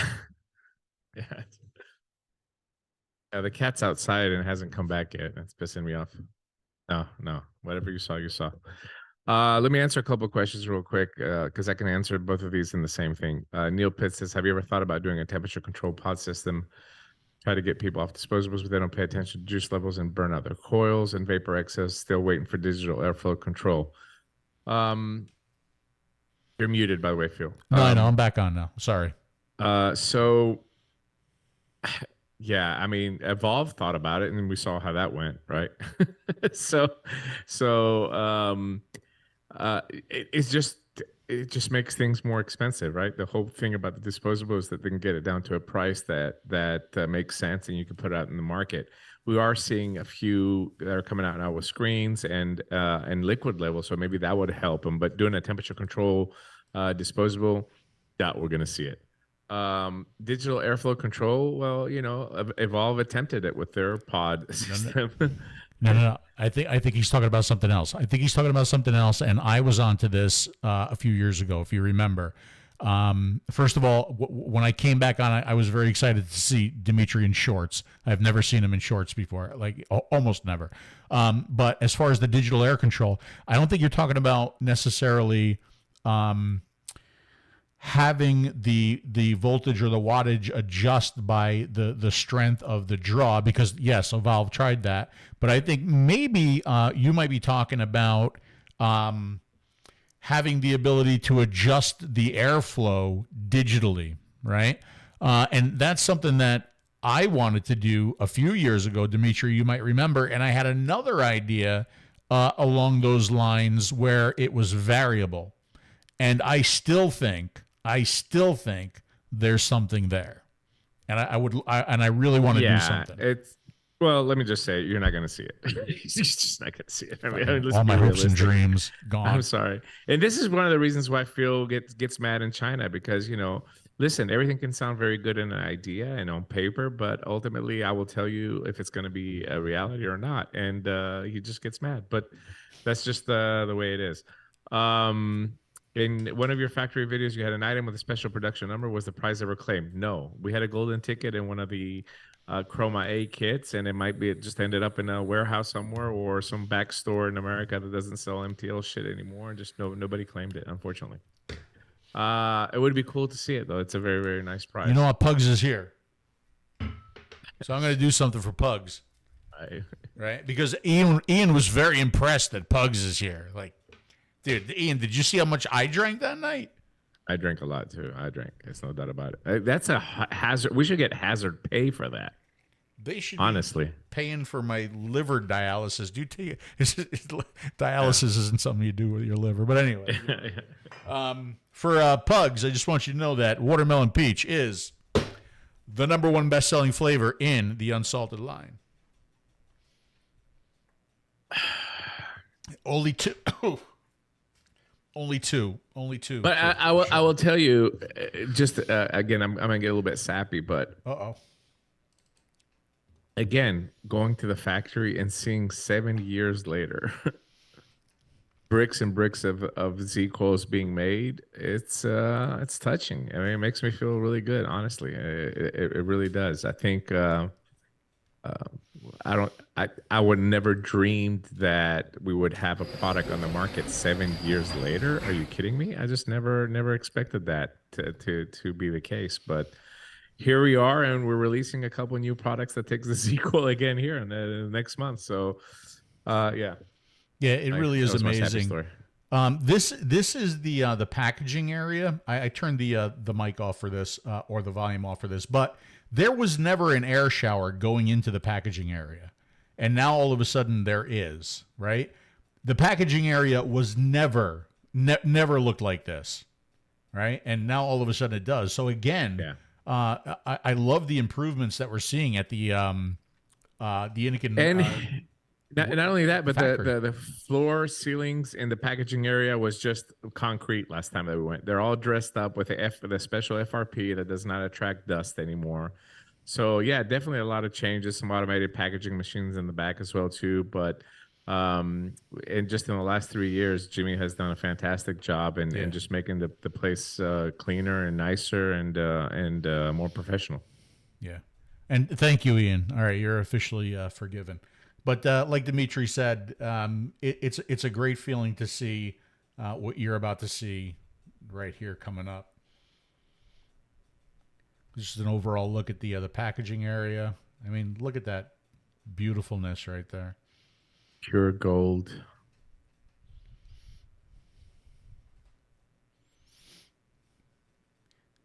And I don't know why Dimitri all of a sudden is recording all of his video in portrait, but because I use it for Instagram as well Short, too. yeah, okay. It's and you know, That's fair. YouTube Shorts that you should be doing as well too. And yeah, all that I know, stuff. yeah.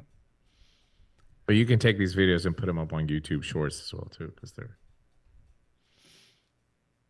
So there you saw some of our standard packaging, and now you're those are 𝗧force coils. They're that are being made, and they're in paper packaging for the France market, and you can see that that's just an automated system that's just packaging individually the 𝗧force coils.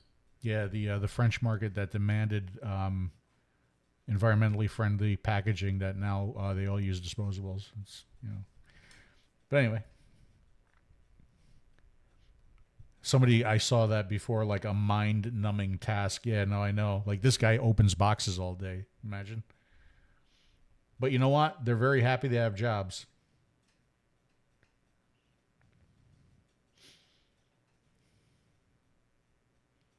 And I believe that's our #1 seller there, Dimitri, the 0.8.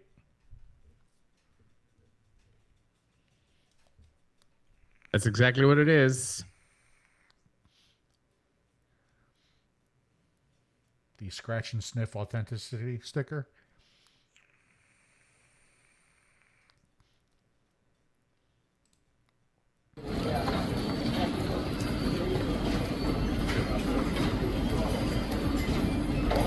So there you are. You pretty much saw the 𝗧𝗂𝗍 from parts to box. Yep. I like Pablo Escobar. They were making bricks at the end.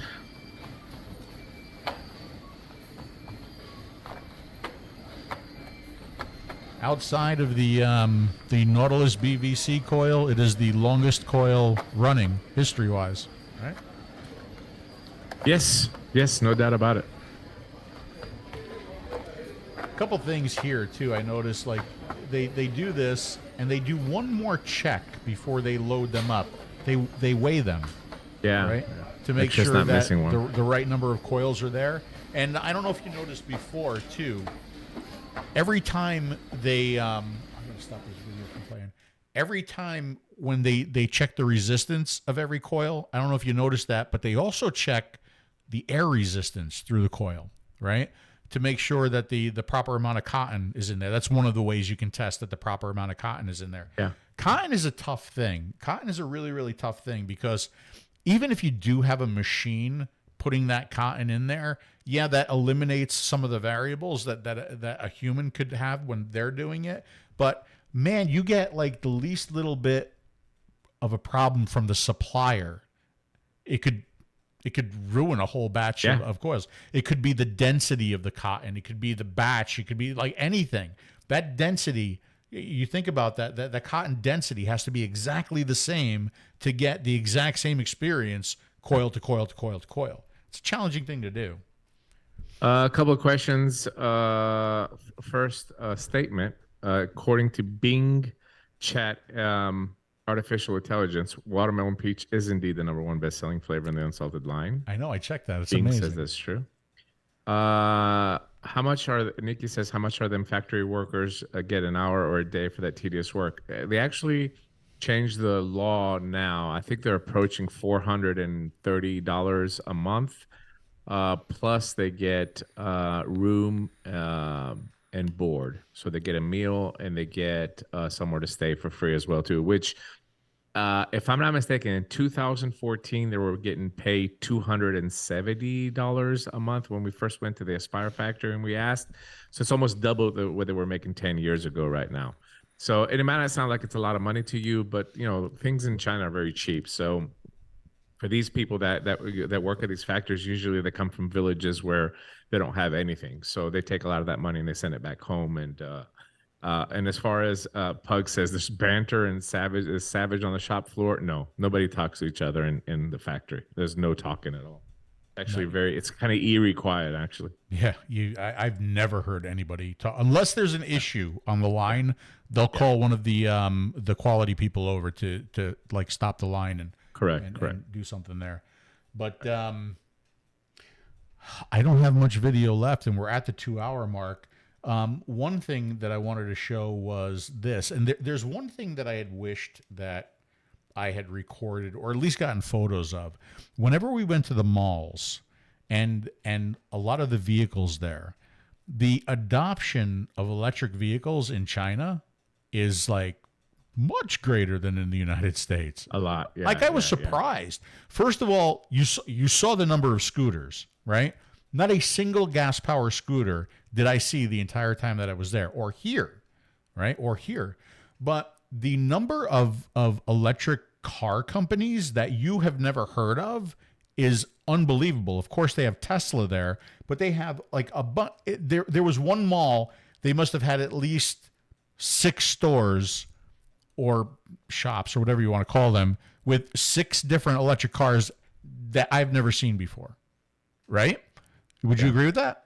Yeah, I thought it was very interesting to see that many new brands. But also, I read just the other day, it came across my feed that China has the most electric vehicles right now in the planet.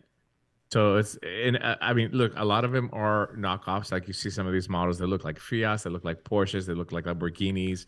But fairly inexpensive. We rode in a couple Ubers that were fairly inexpensive, very nice cars. Very, I mean, you're not going to get BMW quality, but overall, just a nice feel, a nice looking car. And yeah, man, I don't know. I mean, for a country of China that's suffered with smog and pollution and all that, it's actually kind of cool to see it. But yeah, that was very, very interesting. It's probably one of the most impressive things that I saw on our trip. Right, and not only is it cool, but it's impressive, man. It's impressive, and like we got the price of one of them, and one of the reasons why, like I bought a new Jeep, and one of the reasons why I didn't buy the electric Jeep because I really wanted the electric Jeep was it was out of my price range. You know what I mean? As soon as you go to like the prices just skyrocket on these things, right? And we were in a couple of the vehicles there, and I asked the prices, and when they said that, if those vehicles were here, I would have one either as my primary or as my secondary, right? Because they're affordable. I don't understand why they can't do that here. Yeah. But and there's a lot of incentives from the government there as well too, kind of like the US are, but especially for Chinese-made electric vehicles, there's even more incentives for people. So you see a lot of those brands being used and bought, especially for Ubers and taxis and just your daily transportation vehicles. Yeah. And like there were some other things that we saw there too. Technology seems to be on a different level there a little bit. We saw like robots walking around the hotel. The robots would deliver stuff to the rooms. The robots had access to the elevators. They would control the elevators. They would watch out for people as they were walking around. There were robotic wheelchairs in the airport that I've never seen before. So they can take the people to the gate, but once they're at the gate, you push a button and it goes back to its distribution center. And I have some videos of that too. And also in this video, you're going to see a couple of the malls and another place that was brand new, a place called 𝗷𝗍𝗍. They have a big giant Ferris wheel there. Shenzhen is not the same Shenzhen that it was the first time that we went. Yeah. They built this on water instead of, they just literally took water and just kind of like they do in Dubai, and they filled it in and they made a new area. It's like a shopping district, very expensive, very posh, a lot of stores. It was very nice. Yeah. This delivers actually food to the hotel rooms. It's just freaking cool. I thought it was a cleaning vacuum. Like a robot vacuum. Yeah, I know the bottom looks like that. Yeah. But look, it's actually going out of the elevator. It can control the elevators. Yeah. So they basically put the meal, whatever you delivered, into it, and it takes you right to the room up there. It's pretty cool. And it goes to a charging station when it's done. That's where it's headed right now. Yep. And these were the robotic wheelchairs in the airport. That's cool. Yeah. That is cool. This was the Japan airport. And if you get in front of them, they just stop.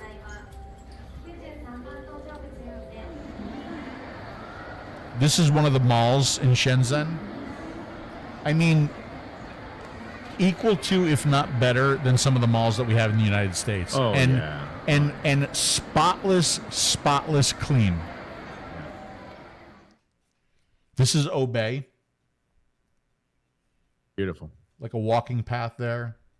It's one of the restaurants. It's in like an outdoor plaza mall.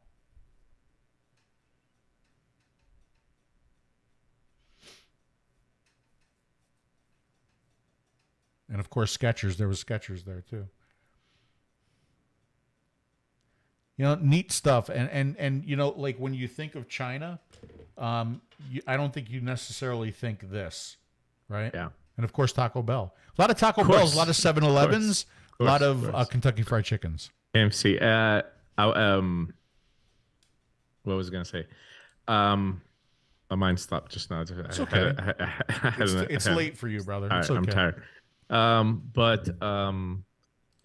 You would be very proud to know that not only, we do this everywhere we travel. Me and Phil will go out and have a dinner by ourselves. And I ordered at a Chinese restaurant, not once, but twice. Once, me and Phil. Do you want me to show that? No, I don't want you to show that. We're gonna get canceled. Ow. But once me and Phil went to a restaurant by ourselves inside a mall, and we sat down. It was a little bit challenging. The first 5-10 minutes were a little bit challenging, but we ended up ordering beer and Diet Pepsi for Phil, and we ordered a nice meal, and everything was good, everything that we ordered. And then we went out again with some friends, and I basically just took the menu and ordered for everybody, and it was very, very successful. So we had some really, really good meals. Again, we like this cuisine overall. I think you're gonna fall on some bad stuff, and I think that goes for any country that you're gonna go to. And that's why I have Phil always taste something new if I don't know where it is first, and I'll just look at his face and see if I'm going to try it or not. It's still to this day. It's the same as day one when we went. Right. Right. I'm looking out for things like just overall flavor, texture, and heat. Right. And yeah, even on this trip, there were a couple things that I put in my mouth, and I just looked at him and I was like, just a very simple, no, stay away from that one. And then now I have the problem of the fact that it's in my mouth. Right? Yes, so it's like his reaction basically tells me if I should try it or not. Well, there's the cat. Hold on a second, let the cat in. It's just swallow and chew, swallow and chew, swallow and chew. This is a fish dish that we've had several times when we were there. It's a fried fish. They deep fry it, but they score it. And this is all the meat. Then you just kind of pick the meat off of it, and it's in this sweet and sour sauce. It is absolutely. That's one of the best dishes. Dynamite, right? Yeah. That's one of the best dishes there. It's a sweet and sour perch, and it is absolutely delicious. It is so good. There he is saying hello. Yeah. We got a pig. Crispy Half pig. Very, very good. Delicious. Dimitri enjoying it? It was good. It was really good.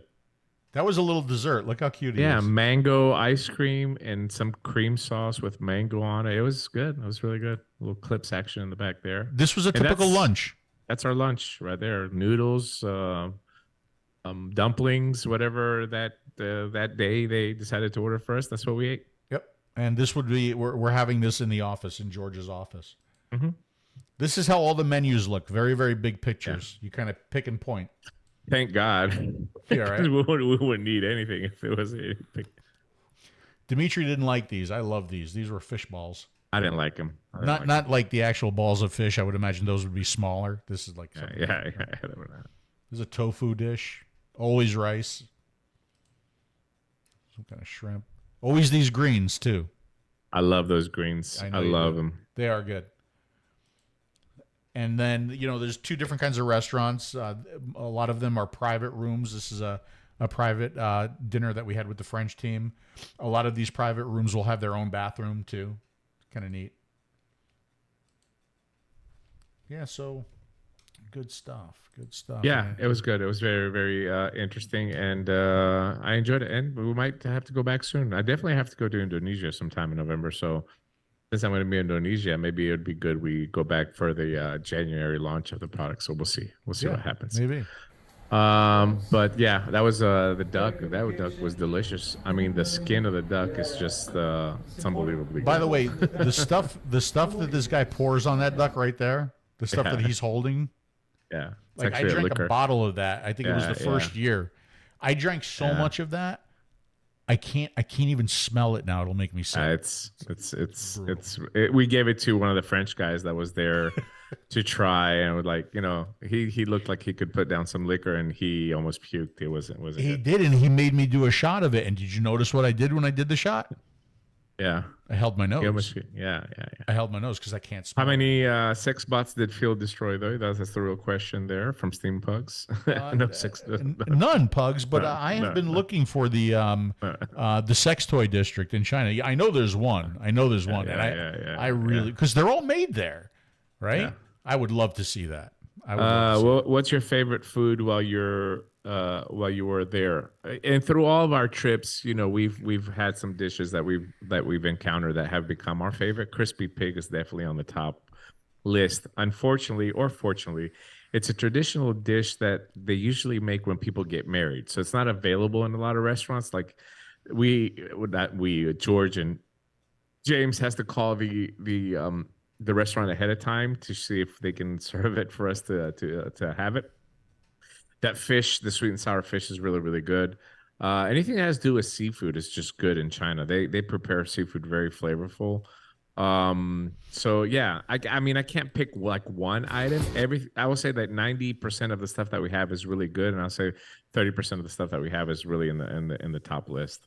Yeah, I would say so. I would like my three favorite dishes that since we've been there, absolutely the crispy pig, absolutely that sweet and sour fish, and if you remember, there was a lobster noodle dish that we had with Aspire.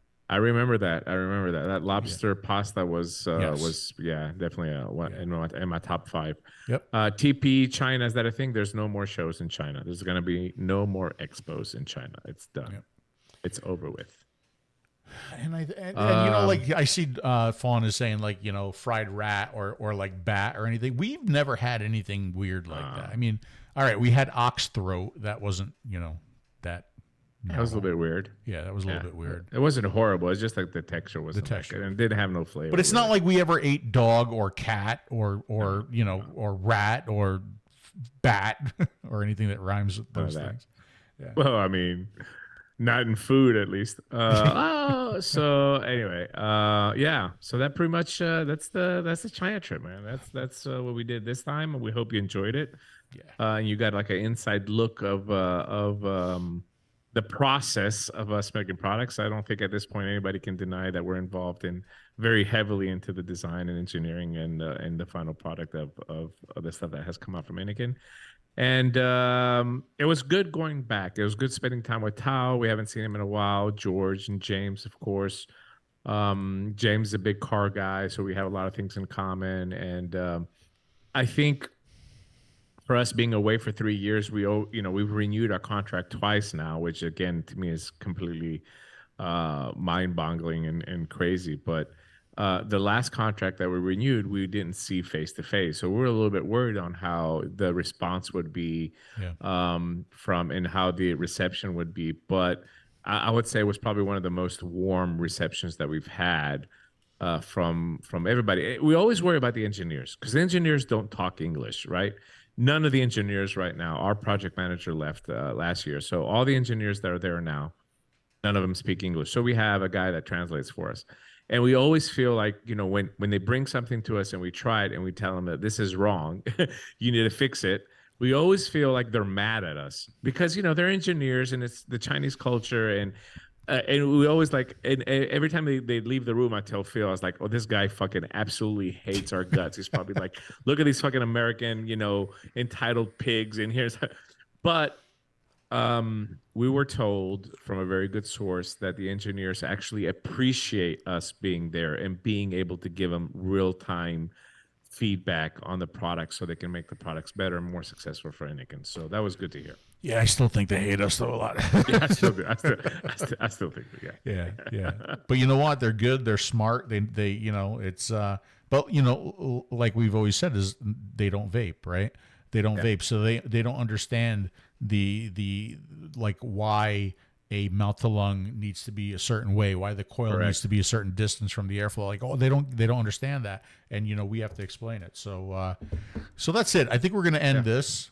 By the way, what was different tonight? My microphone is on the other side. Remember, I said I was going to move it. I noticed that. Yeah. And I'll go ahead and end with the this last video. And Dimitri, I'll let you go. I know it's late. So to let Dimitri know, I'm not going to come back and say goodnight to you. Okay, so you can drop off. Yeah. All right. All right. And the last video I'm going to play, this is going to be the main production line. Okay, there's actually several floors of main production, but this floor happened to be making the Zenith 2 tank. So that's what we're going to see. We're going to see that floor, and we're going to see Zenith 2 production, and then I'm just going to go. I won't be back. I won't be back. So I'm saying goodbye now. Well, hopefully we'll see you soon. Yes, I'm saying thank you for watching, and we'll see you again soon.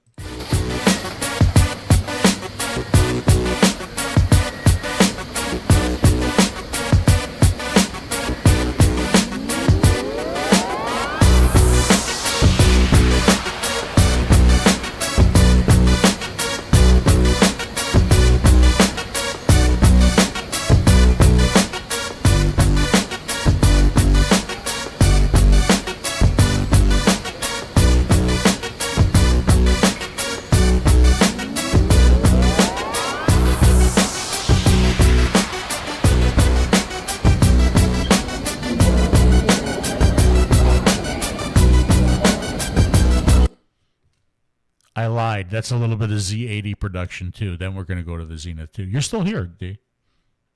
Again, I'm sorry. I said I lied. That's a little bit of Z80 production. Then we're going to go to Zenith 2 production. You're still here. I thought you would have dropped off. Yeah, what are you going to do? Okay. All right. Good night, buddy. All right.